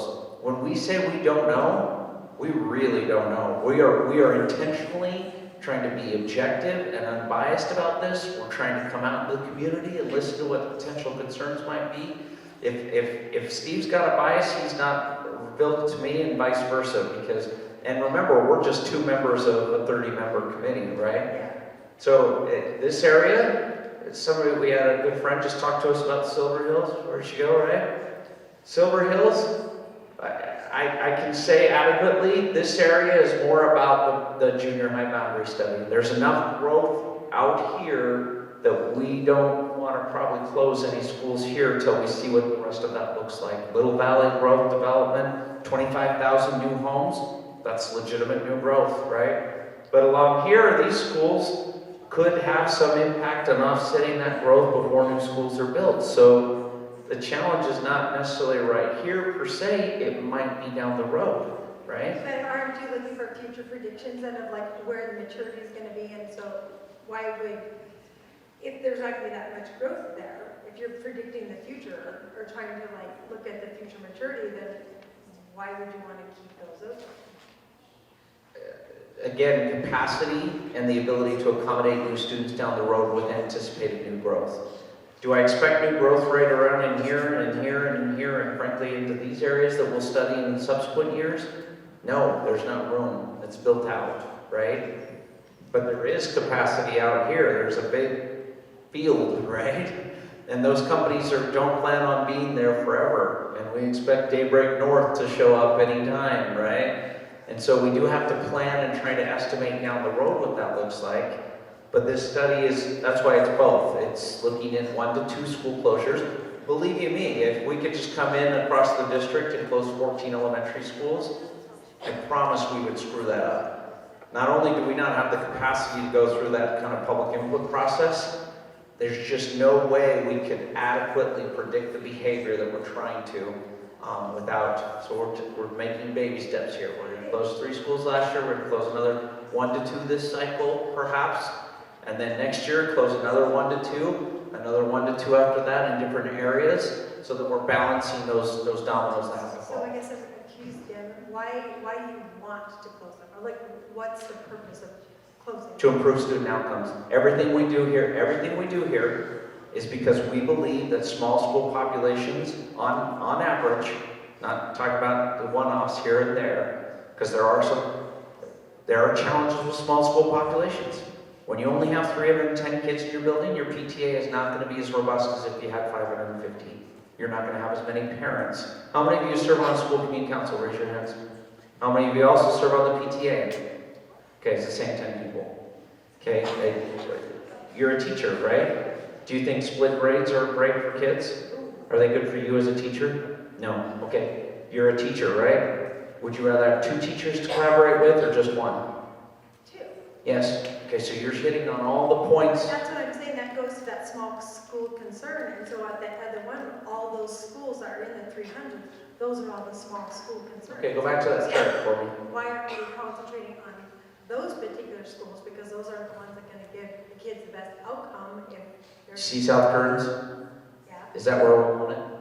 Is that right? Is that where we want it? It's a 420, right? I don't know what it's supposed to be. Well, they're all supposed to be in the 600, so none of them are where you really want them. Right. But like, why would that be? But let me, you asked where my bias is. Are we going to close South Kearns Elementary? I doubt it. It's a brand new building. We're not going to close South Kearns Elementary. It's just not going to happen. We're not going to waste $35 million on a brand new building. So what we're going to do is we're probably going to enhance that at some point, right? That's the goal. So anything we do here is not going to solve all of this, right? It's going to be baby steps, because if we were to go through that process, you would all kill us. You would storm the district office and you would burn it to the ground, because that would be a lot of disruption in your community. You see what I'm saying? Okay, I'm not sure if my question was 100%. Maybe I'm not answering the question. Maybe I don't understand it. I mean, I would go back to the other factors. It's more than just about looking at an enrollment number and saying, oh, I know what schools are going to close because I can see the 3 or 5 schools that have the lowest enrollment.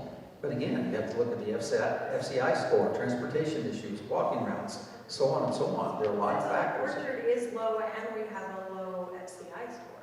So is that something that we need to be concerned with because we're low? Right. But we also look at, is there potential for future growth, residential growth? What is the birth rate in that area? What is the mobility rate in that area? Again, there's a lot that goes There's into 16 plus factors that we would take into consideration, plus whatever you guys tell us we should be taking into consideration. Okay, all right, thank you. Thank you. Let us know and we can come Can I back just to speak. quickly say, I'm only saying this because we were directly affected with this a few years ago with Jacqueline, Sandberg, and Hunter Elementary. They both Sandberg, across Sandberg. And they had to, because there was only 2 teachers per grade. And so they split those kids. There was a big hullabaloo with parents being like, oh, I don't want my kids going to Jacqueline, I don't want my kids going to Hunter. But I'll be honest, I heard great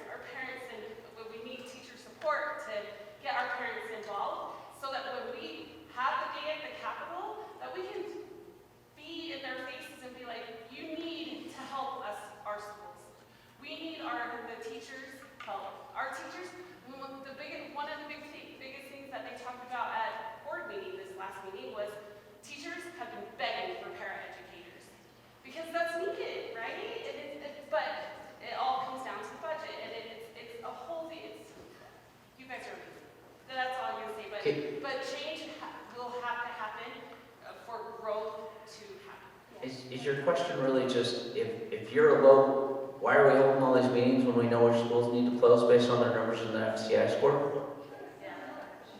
Okay, that's what I thought, and I'm just gonna throw this out there again.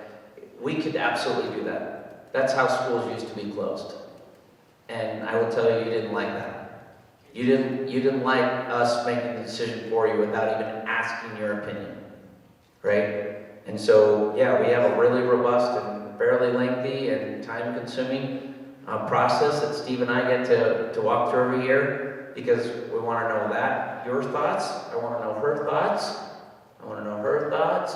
I got her thoughts, right? I'm going to hear his thoughts. There might be something there beyond what just a number can tell us, right? Okay, thank you. So like Orchard was voted to be rebuilt, is that in consideration as well? Yes. Voters voted for certain schools to be rebuilt, would they be considered as West Kearns. closed, even though voters voted for it to be rebuilt? So what's the worst school on here? West Kearns, right? According to FCI. In terms of condition, that is actually the next school slated on the list of rebuilds. Every school is on the list, right? Even Sandburg is still on that list, and when we get to that project, the board's gonna have to determine whether it wants to rebuild a school that we don't use anymore. Well, certain schools were on that vote. Yes. 20 years ago. Yep. And it's still on our website at gsdfuture.org. All that construction progress, anything related to construction projects, including the new updated schedules, are on GSD Future, like Grand School District, gsdfuture.org. So I encourage you, and I want to be really clear, we've not drawn any conclusions, we've not made any decisions, but somehow, I don't know what just happened. Did I touch it? Okay. West Kearns was closed as part of this process or recommended for closure, then obviously the board would have to make a decision whether to rebuild the school that is no longer being used. That is going to be a separate decision-making process, if that makes sense. Now, is the likelihood that they're going to rebuild that very high? Probably not. But I can tell you, as part of this process, a lot of these decisions in terms of the FCI score, that is certainly something we have to take into consideration, right? The quality of the school building. How many of your kids are in elementary schools? Right? And all those we're working to put in secure vegetables in all of our elementary schools. We still have 6 that are under construction right now to finish those projects, right? And how many of you kids have kids in junior high, by the way? Okay? Doorbell systems next, right? Making sure that those are secure. So those projects continue through this process. Because we don't know what we're going to do at this point in time. There will come a point when we will freeze projects and improvements to schools until the board makes a final decision. But there's certain things that continue on until we make those decisions, if that makes sense. And you have waited so patiently over here. Are you ready? I owe you Chick-fil-A. Let's go right now. Okay, question. With Hillside, I went to Hillside a long time ago. And we did splits back then, and I hated it. It was awful.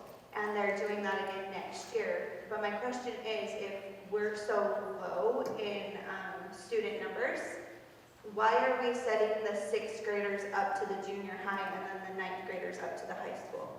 Because if the high schools are already at capacity or close to it, and we're adding on like they did to Hunter, and we're building a new Cypress, why are we continuing to add these 6th graders and then the 9th graders?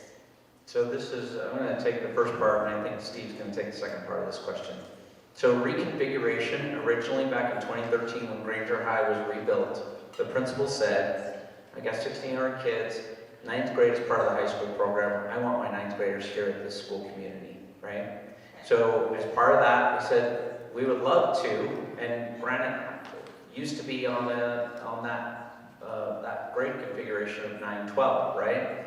And so until high growth, and then we had to maximize the use of our facilities, right, by spreading it downward instead of upward.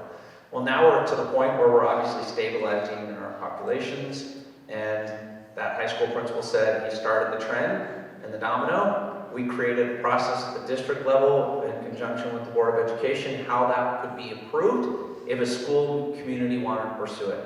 All grade configuration changes right now have been whose decision and recommendation? The community's. Okay, so this final version, we're down to 2.5. That weird little Hunter Jr., she's not here anymore, so the joke is really lost. And now it's time to make it uniform across the board. And we still have Westlake. We were in the process of going through reconfiguration in Granger when this little thing called, I don't know if anybody remembers, it was an earthquake, right? Was that traumatic for anybody as much as it was for me, right? And they lost their entire building. It's being rebuilt right now, right? By the way, great news, our insurance covered that, and we thought we were gonna have to cover the remaining balance, and FEMA finally came through after 2.5 years and said, yeah, we're gonna help you pay for that building. So taxpayers are not gonna have to fund the rebuild of Westlake Junior High School. When that is done, we're gonna finish that process as we've outlined here. If the reality is we have a demographer, an independent consultant telling us you have too many buildings. You've had too many buildings for almost 15, 20 years. So you can continue to expend valuable, precious resources running those buildings, or we can see where there's a model where consolidating those elementaries might be in the best interest of kids. And I will tell you, there's nothing we're going to recommend to PAC, and hopefully they recommend to us, that doesn't benefit kids. That's what this whole process is about. If our recommendations stink next fall, and you can see where they're not overall benefiting students by providing opportunities, then I want to know about that. K-5, 6-8 configuration became a thing because as 9th grade started moving up in community recommendations, we had our junior high school became too small. And 6th grade is a middle school model. 6-8 is an actual middle school model. And so when you lose teachers and your junior high gets to 500 kids, suddenly you are at a half FTE or one half teacher for your theater program or for your music program. Are arts important in our schools? Yeah, and we see no matter how great the teacher is, that when there's just a half FTE for some of these different elective type courses, it really diminishes the value of the overall program, no matter how good the teacher is. And so bringing 6th grade up became part of that 9-12 configuration because they didn't want to lose the valuable opportunities they had for kids in the junior high just because we're finally sending 9th graders to high school where they belong. Does that make sense? Yeah. Did you want to add anything to that, Steve? What did we miss? I don't know, my brain's not, we're good. I think Ken covered it, but if we missed something, I want to make sure we... You were concerned about if 6th grade leaves. Oh yeah, if 6th grade leaves, then, So again, it makes the school smaller as a whole, right. but it still does not affect the K through 5. You still have the same number of teachers. If you just Teachers per grade level. Yeah, teachers per grade level. You take 6th grade, move them out, everything else in the school remains the same except for the total students. You still have the same number of teachers in kindergarten, 1st, 2nd, 3rd, 4th, 5th grade. So how can we make these splits not as By doing what we're proposing, and that is trying to make our schools where they're a minimum of 3 teachers per grade level, preferably in that 4 to 5 teacher range. Closing 1 to 2 schools and beefing up their surrounding schools so that they do get to that 550 minimum. And we have robust learning opportunities for kids and good opportunities for teachers. with electronics are great, but an actual teacher teaching the children is so much better. Yes, we have some amazing superstar teachers that get great results sometimes with split grade level classes, but that's not always the case. And we think overall, the better scenario is not having split classes, but having 3, 4, 5 teachers at grade level. Thank you. Are you going to pick up the Chick-fil-A then? I got our mobile order in. I'll take a number 1, Coke Zero. Sorry, I have a problem. Sir, you've been so patient. How much of Area 3 are you studying? Because part of the schools in Area 2 feed, like Valley Crest, Monroe, they feed into Area 3 that go into Granger. How are you because I know that also includes Taylorsville as well, so what's the ramifications that go through there, because we do have that dual immersion drill? So we've said we're studying areas 1 and 2. Now, you can see area 3. There is a little bit down in the bottom right corner. You see the little purple area? That's Fox Hills, but it feeds into, it's a split feeder that goes to Binion Junior and Taylorsville. But we had to draw a line somewhere. There's no perfect line where we just don't have any splits in there. So we included that. And then also the same up at Armstrong, Valley Crest, and Monroe and Farnsworth, that area that also feeds into Granger. I wish we had a scenario here where we got every feeder pattern and every network the same, but that's why we include those. It's imperfect, but there could be some carryover. If there is some ripple effect, or we anticipate some carryover into Area 3, like for instance with Granger or Taylorsville, we'll go visit other schools that are on the edge of the periphery. Just like we did last year with, you see in Area 4 there was a little bit of impact on Penn and Crestview and Driggs and a few others. And we went to visit those schools to make sure they understood that impact also. Am I answering the question? Right, well, you make the question, but like, you've got in 5 elementary schools that are DLI that go to Granger. 4 of them are within about 1.5 miles of each other, and they're all along 3100, except for Stansbury, which is just off. All the other networks, you know, have 1 to 2 elementary schools that are strictly DLI. We are really heavy on the west side, especially with Spanish. There are 5 DLI schools in Area 3, 2 in Area 2. Right. But I'm just... We are aware of that, yes. But I'm just saying, it's like, if we're talking about, because I pulled my daughter out of Valley Crest, because 1, she had a learning disability, 2 was COVID, and 3, in 2 years, she had two Spanish teachers that went on maternity leave. And so, you know, we had to pull her out, and we did a clean break because my son was going to Hunter Junior, and we special permitted him to Armstrong.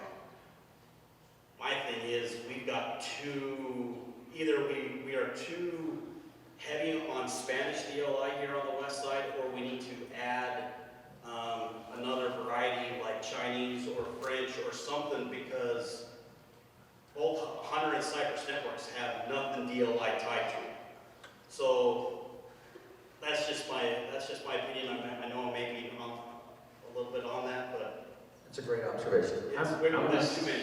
I'm going to say you're absolutely right. And that question, the challenge becomes this. DLI has always been a school level program, right? And so now the district's coming back and seeing what you've just described and going, you need a little district support here. And the question is, once we take that over,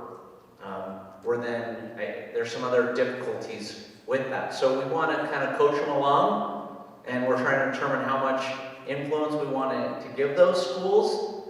Is it scrapping the program altogether and pushing those kids to another school and adjusting the boundaries subsequently? We don't know. That's part of the study, absolutely. Yeah, because your furthest west Spanish DLI school is Valley Crest. Correct. And you have people that are special permitted from Elk Run and stuff that are going to Valley Crest because that's the closest school. And those have to go to, and if they go to the DLI, they have to go to Westlake. So you've got... Yeah, we've had people ask us already in Area 1, hey, why don't we have DLI? And I said, I don't know, why don't you have DLI? I mean, it's a school-based decision, but that's... At least to help kind of balance that out so that if,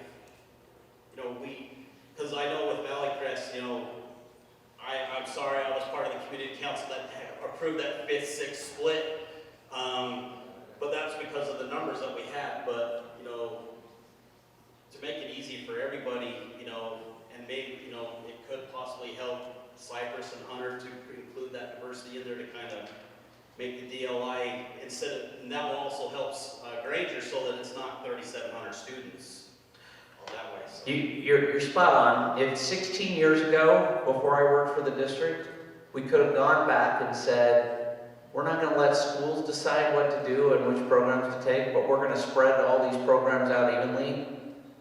not knowing what we were in, the situation we're in now, we could have been a little more strategic on that. But it was a school choice at that point in time to adopt those programs, and now we need to figure out how to make those better aligned with the state model. Thank you for that feedback. You didn't ask this, but I'll also say the obvious. Not only are there a lot of DLI schools in that area along 3100, but there's also a high concentration of charter schools that have an impact on the schools in the area. Steve, you said it's a school-based decision. Is that through community council? Or, because I'm in Hunter Network, and many of our schools are like, how do we get it? And they're asking it. So how is that addressed? Like, do they? At this point in time, it is a school-based decision whether to adopt the DLI program. But I can tell you, if you as a school community council want to bring in the DLI program, we're going to have some pretty significant concerns unless that population base is sufficient to maintain the state model program. Again, Because we don't want to just add to this and perpetuate this problem. yeah, we can actually make things worse. Because we know now, after 16 years, a lot of schools took on the program because they thought it's going to help us. It'll help us expand, grow, we'll attract more students. Well, one, where do those other students come from? Mostly other district schools.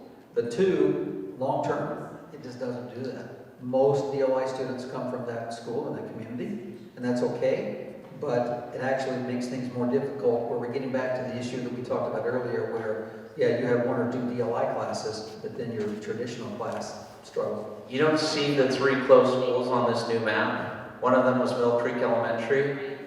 As we consolidated that program with another DLI program as part of that closure, a lot of the kids that those people thought were going to go to Penn as part of the DLI, they didn't, because proximity was more important than the program. They wanted to stay in their local community school. And so my guess is if we consolidated some of those along that route, a lot of those kids wouldn't follow the program over to a singular a condensed location, because we're seeing your patterns of behavior, right? That's a good indicator of future outcomes. We'd probably lose kids, so it may not solve the problem through simple consolidation. Sorry, and I only asked that just so. No, it's a good overall question, and I want to be as open and transparent about that as possible. Hello, I have a comment and a question. Are you smiling? Yes.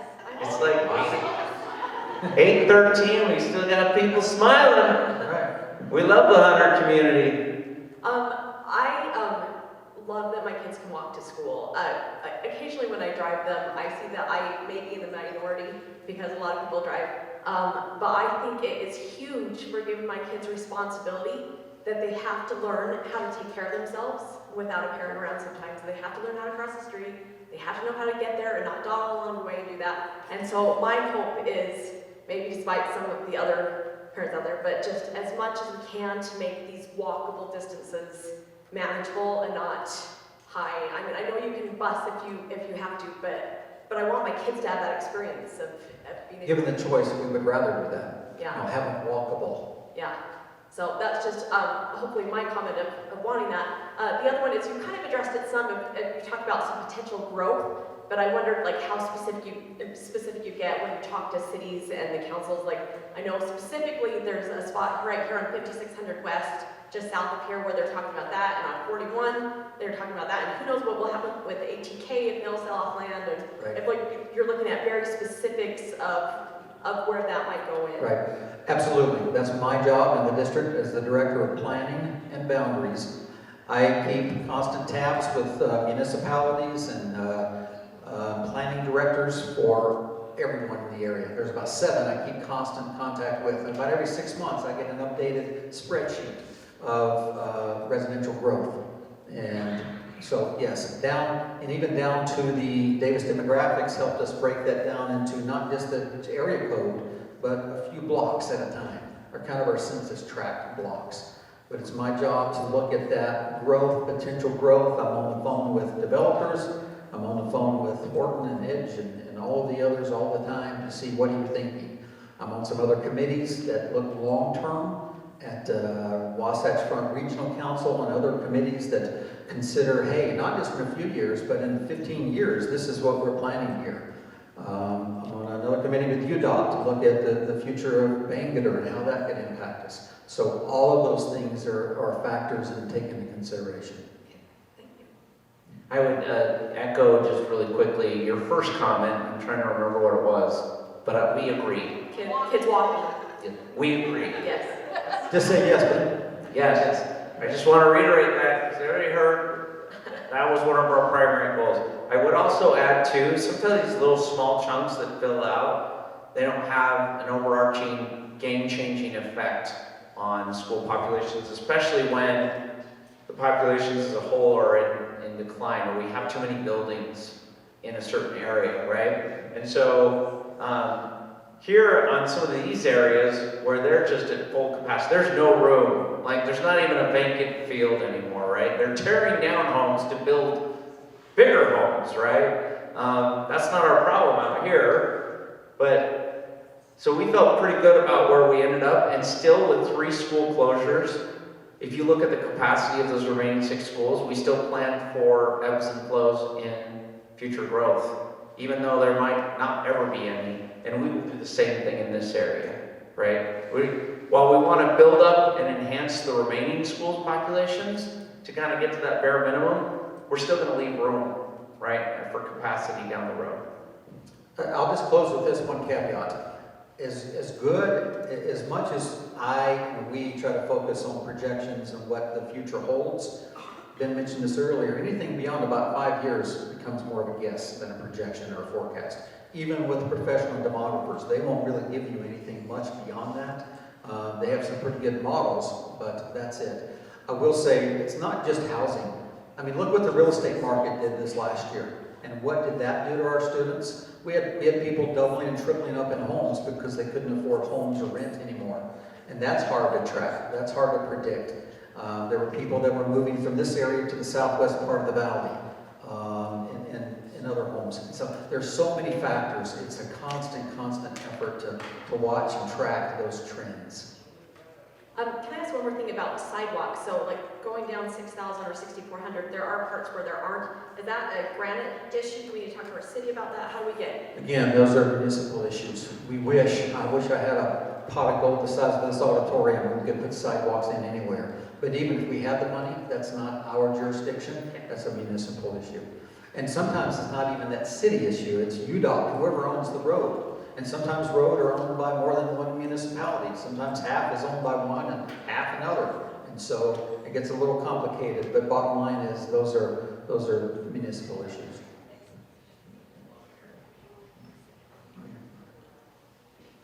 So mine's more just wanted to kind of share my input, and it's actually kind of along those same lines as far as being able to walk to school and everything. My kid goes to West Valley Elementary. Love the school, it's awesome and fantastic, and couldn't say enough great about it. The neighborhood that we live in that goes to West Valley Elementary doesn't have any junior highs or anything in the neighborhood, and with the growth that we're all talking about, so comes the same growth with the streets that they're going to. And so as much as I would love, I do want my kid to walk everywhere. It would be better for him not to, ever do anything but walk. But me being the helicopter parent that I am, I wouldn't even be able to sleep at night knowing he was crossing 3500 South, which a lot of the kids have to do currently to go to Hunter Junior, which is a great school also. But mostly just wanted to make sure that my input was heard, that even though I want my kid to walk everywhere, I don't want him to cross a busy street, and I would prefer even busing if that's what I had to come to, that I just want to share my input, that I don't like the kids crossing busy streets. I don't either. Thanks though. I sincerely, I appreciate it. I have one more quick. You go. One more quick question. In the 3 areas you guys did last year, how many schools closed again? Well, actually, we did Area 4. We touched a little bit of Area 5, but really it was Area 4. There were 9 main schools involved, and there were 3 closures. Okay, and all, so do we have an idea of what the Davis study recommended for our 2 areas? Do we have a number of what they recommended? I have some of that data, and again, this was 5 years ago, and I can get it to you, or we can post it on the website. They simply took a number. What's nice about Davis Demographics for these companies is they'll tell you right up front, and this is what we wanted. They'll say, Steve, or Granite Board, don't care about your politics, don't care about your emotions, don't care about any of those things, we're sticking to data. And that just simply means, and all we really wanted them to do, because it's too complicated and nuanced for them to make those decisions. We need to do that. You need to do that. All they simply did was, hey, based on the number of students you have and the number of buildings you have, this is what we're recommending. Pretty simple math. And you'll see what I'll post up there, simple math.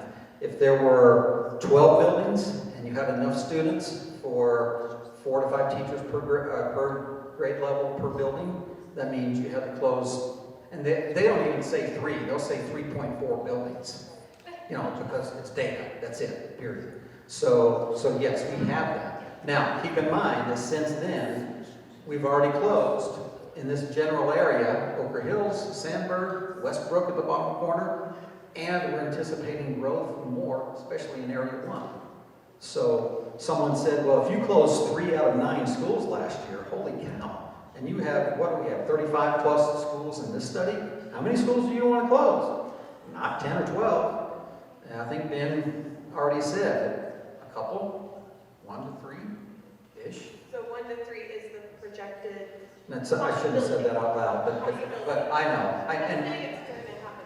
Right. I guess let me answer it this way, is no, I don't see those same ratios whatsoever like we saw in the last study. Because what I just said, we have growth still in this area where we did not anticipate growth in Area 4. We've already closed 3 buildings in this area. So look at it that way, that we've already done some work here and we are revisiting this area. So, okay. I'm going to say that again. I'm going to do the Men in Black flashy thing where you forgot what I said, and I'm going to say, we're not sure how many buildings or how many school closures, but no, in all seriousness, I mean, not a ton because of those factors. My kids go to Valley Crest and they've done DLI. They've thrived with the DLI program, so there are kids that do well. I do see the challenges because you see those other grades and what they're dealing with at Valley Crest.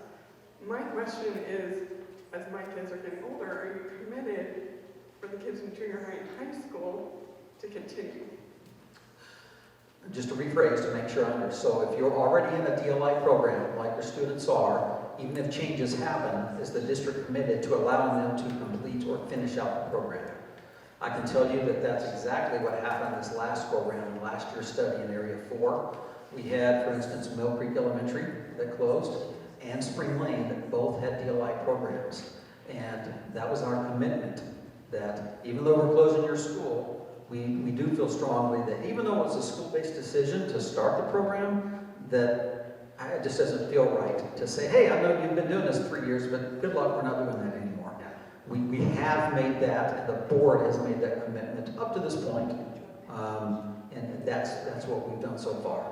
If something changes, you know, you'll be the first to know, but my gut feeling is that we would continue to honor that commitment to the students to finish those programs in some form or fashion. Okay, I'm lucky my kids won't be in elementary by 2025, or my youngest is in 3rd grade, so he would be in junior high and high school. But I mean, I know that my kids have really benefited, and I don't want them to have put in that 6-year commitment and then be told it's done. Right, that's a great question. I mean, who would want to continue to make that commitment? Because it's a family commitment, make no mistake. And then all of a sudden we say with 3 years left, hey, good luck. So, what else? One reminder, we talk about projections and we talk about making changes and anticipating what a new enrollment would be for a school.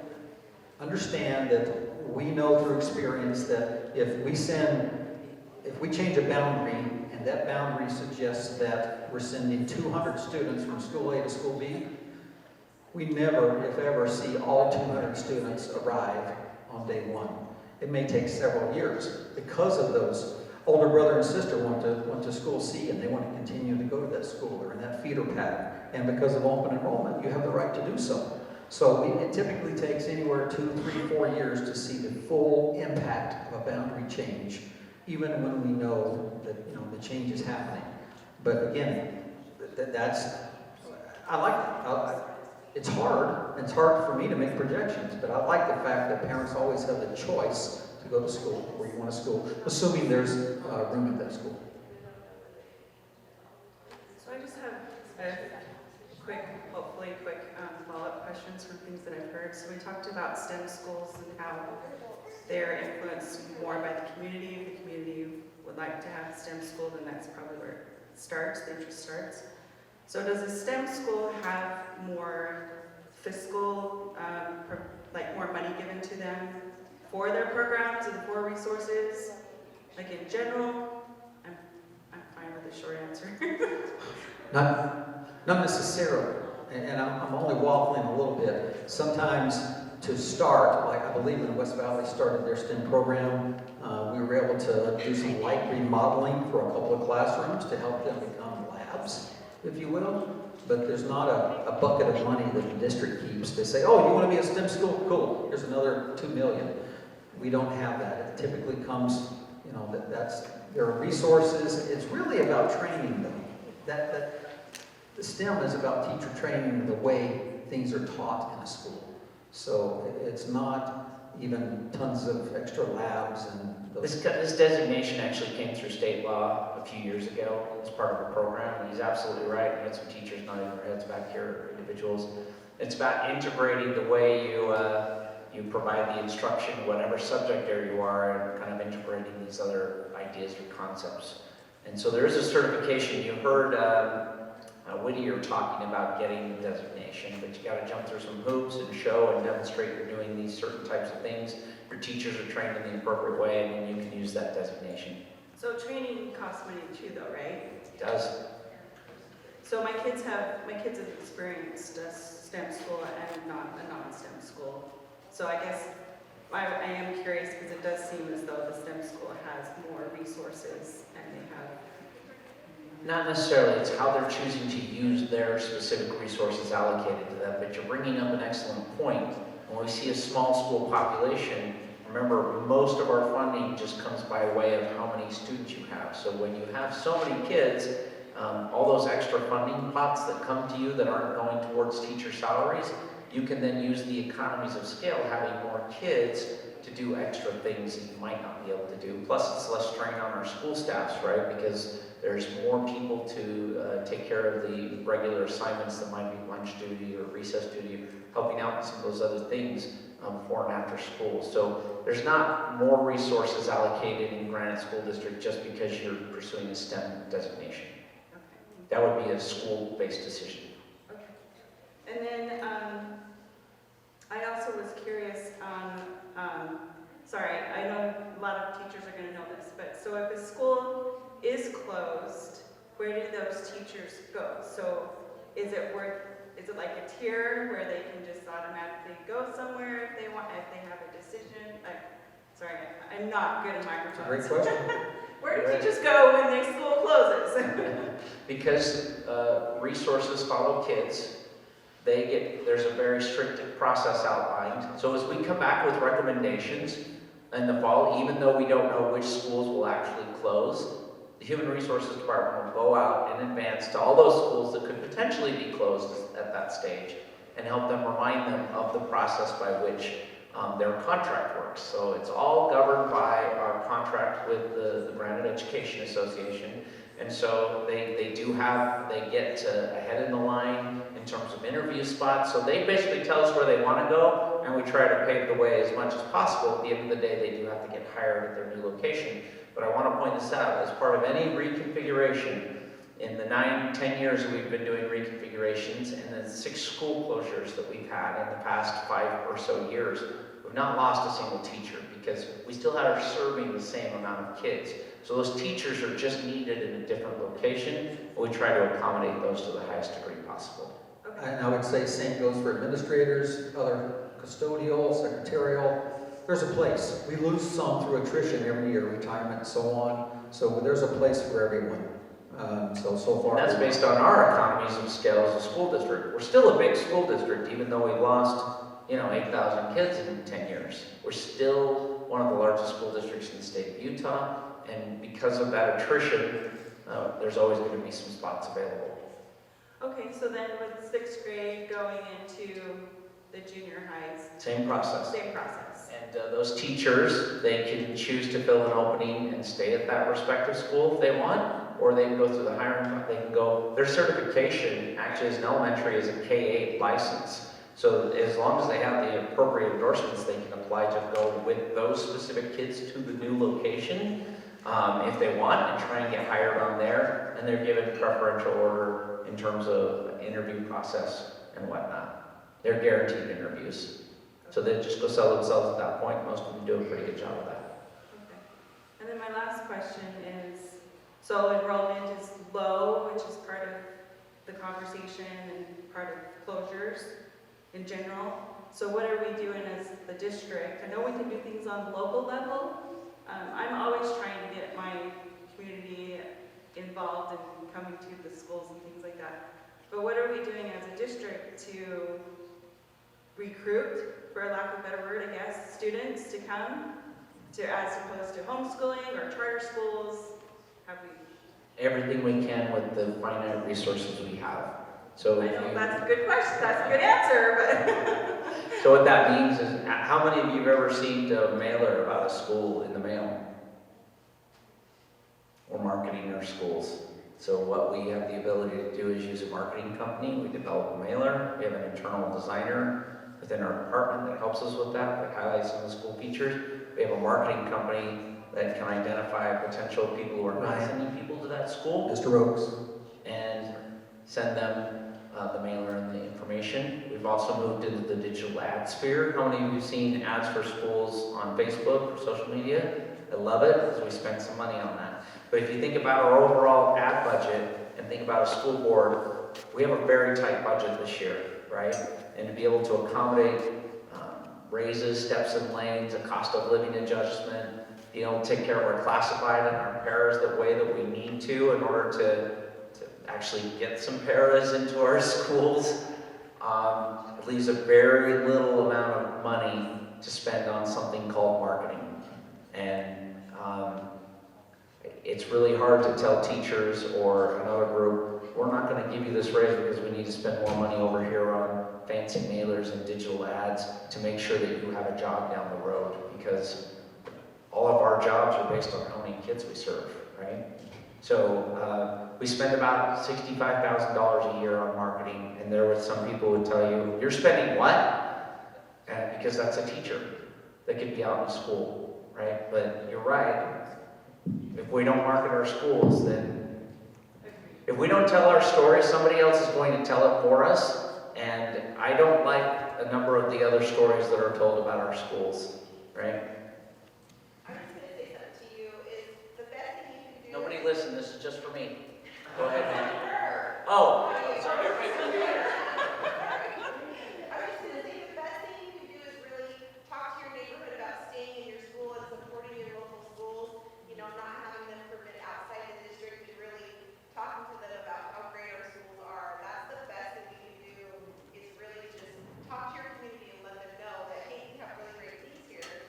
Let's stay here, let's support them, we need your help, things like that. That's the best thing we can do.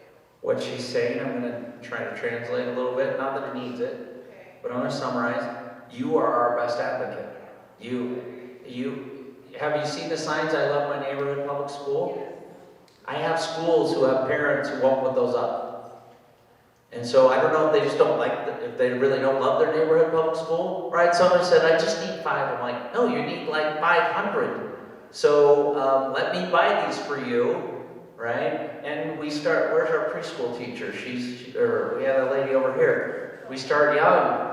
We truly try to ingratiate our preschool parents so they'll keep bringing their kids to our kindergarten. And we'll make sure kids have an awesome kindergarten experience. And having OEK will be a big benefit to us. It will actually keep kids in those schools. Once people come into our schools, by and large, you know what they do? They love them. And once they're involved and they get to know the people, they know they're getting a quality product. And I'm going to tell you, just about every single one of our elementary schools is outperforming traditional or a charter school counterpart. The data does not lie. But why do people leave? It might be the schedule. It might be because the secretary scowled at them, or the teacher didn't respond within 24 hours. Proximity. The school is right out their back door. I get it. Yeah, Sandburg Elementary, I will tell you, one of the biggest impacts on its population is a brand new charter school was built across the road. It was a busy road, 5600 West, but people like bright and shiny and new. And don't lie, you do too, right? And it's hard to compete when a new elementary school costs $30 million. We just don't have the kind of resources to make every building look brand new and shiny, even though on the inside they are very well taken care of. So this is what I do every day, right? I wonder how I can keep you happy. Make sure you have quality customer service, make sure your kids are getting an awesome education, and make sure parents have lots of options, and try to make sure your kids get a quality outcome. And can I just say, Have a good school. the individual up there, just by Chris Wynn, who said that, we are the biggest advocates, so talking about, don't say this. Nobody's doing it. Charter schools are, my biggest pet peeve. I don't, but that's just my opinion, no one else's. And it does, it's taken away our kids. If you positively put it out, how great your school is, that is a bigger selling point than putting your negative opinion on them about the charter school. We had so many families, I live in this immediate area, we had a good number of families in our immediate area who went to said charter school that Ben just mentioned. And just this school year, a good handful of families came back to Hunter Elementary because the numbers, the tests don't lie, the proof doesn't lie of the kids' progress. And then those parents, they hit themselves in the head because they're like, why did I do this? The number one thing that was most common of their response was, you guys kept telling us how great it was, we just didn't listen. And they came back because we kept saying how wonderful the teachers were, how great our kids were progressing. You see why I love that lady over there? I take her out to eat once a week. Yep. Yep. She likes the spicy chicken sandwich, believe it or not, with a little pepper jack cheese. You're on. You just have to hold it close. Question for you. Just wondering how we follow up with information that's being presented in the coming months to the Population Analysis Committee. Because it seems to me that if we have the same information and values that they have, we'll probably come to similar conclusions, So it'd be fun to just kind of follow along with that as their presented information. They start to winnow down all the options and start to funnel it down. How do we follow up and see what they're seeing? Yeah. So a couple of things. Again, we have the website, the email, and we'll eventually create a FAQ or frequently asked questions sheet to get all the highlights. But then we try to answer every single one of those questions. As we have more meetings, like you said, we will narrow that focus, narrow that down to more specific questions. And we're going to continue to have these meetings right up through next November and December. But follow it probably best on the website and in future meetings that we're having. Are those open to people to attend? Absolutely. So all those comments, Just to clarify, when you say those meetings, not the Population Analysis Committee is not? Are there minutes made available? there are not. And I'm going to tell you why. Because people will not be honest with us and tell us what they really think, which we need them to be in that meeting if it was open to the public. And remember, all those folks on that list, we're providing this feedback, they're reading all this feedback, but they also are tasked with representing a specific special interest, whether it's special education, transportation, educational equity, whatever that might be. And so they're asked to lay aside their personal opinions and make assessments based on their professional expertise. And I will tell you that if we were to publish some of that information, sometimes we're going into depth on some things, some of our weaknesses and sometimes our strengths, right? And we need people to be honest in those meetings and be able to share their feelings without fear for reprisal. And I'll even add to that, Dan, and with Chris sitting back there as a board member, we've even had board members ask, hey, can we come to that population analysis committee? And we've had to kindly say, please don't. and most of them don't want to, but we have had some. Chris is like, it wasn't me. And we literally have said, look, can't stop you, but we'd rather you not, because we need some very honest feedback from strong personalities and individuals. They're in those positions for a reason. From Ben to assistant superintendents, to directors, they're in those positions of advocacy for a reason, because they are strong personalities. And some days it's hard. All Ben and I can do is to wrangle that group and to hear their feedback without letting it get. In the end, though, we have a consensus, but there are strong opinions in there, as there should be. But we want that free flow of opinion to continue, and we feel like it's the best way to do that. I will say, I don't know what's going to happen, because I really don't.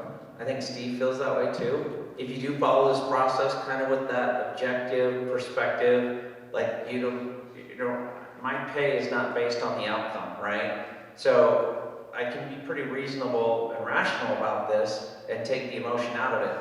But we're talking about bricks and mortar that are filled with memories, right? And so there will be a lot of emotion derived as we kind of draw some conclusions.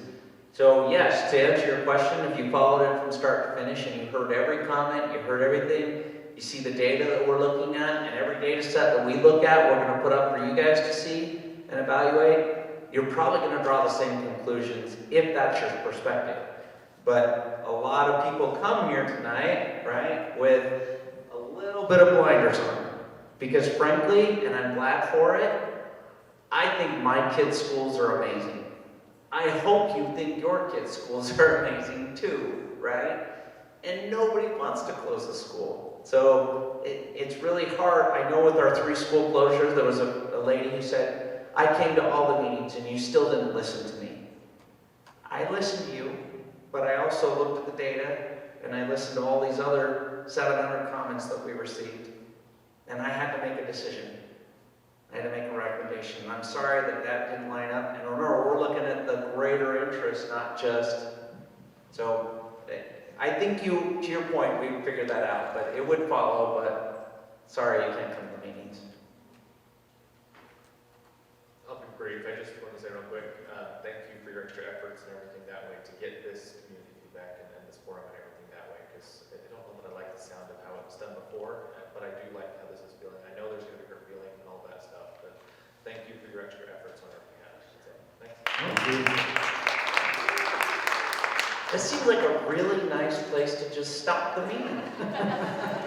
So we're going to let y'all stretch out your legs. We're going to hang out here in case there's any one-off questions for you. But thank you so much for spending time with us this evening. I know there were other things you could have been doing that probably would have been more entertaining.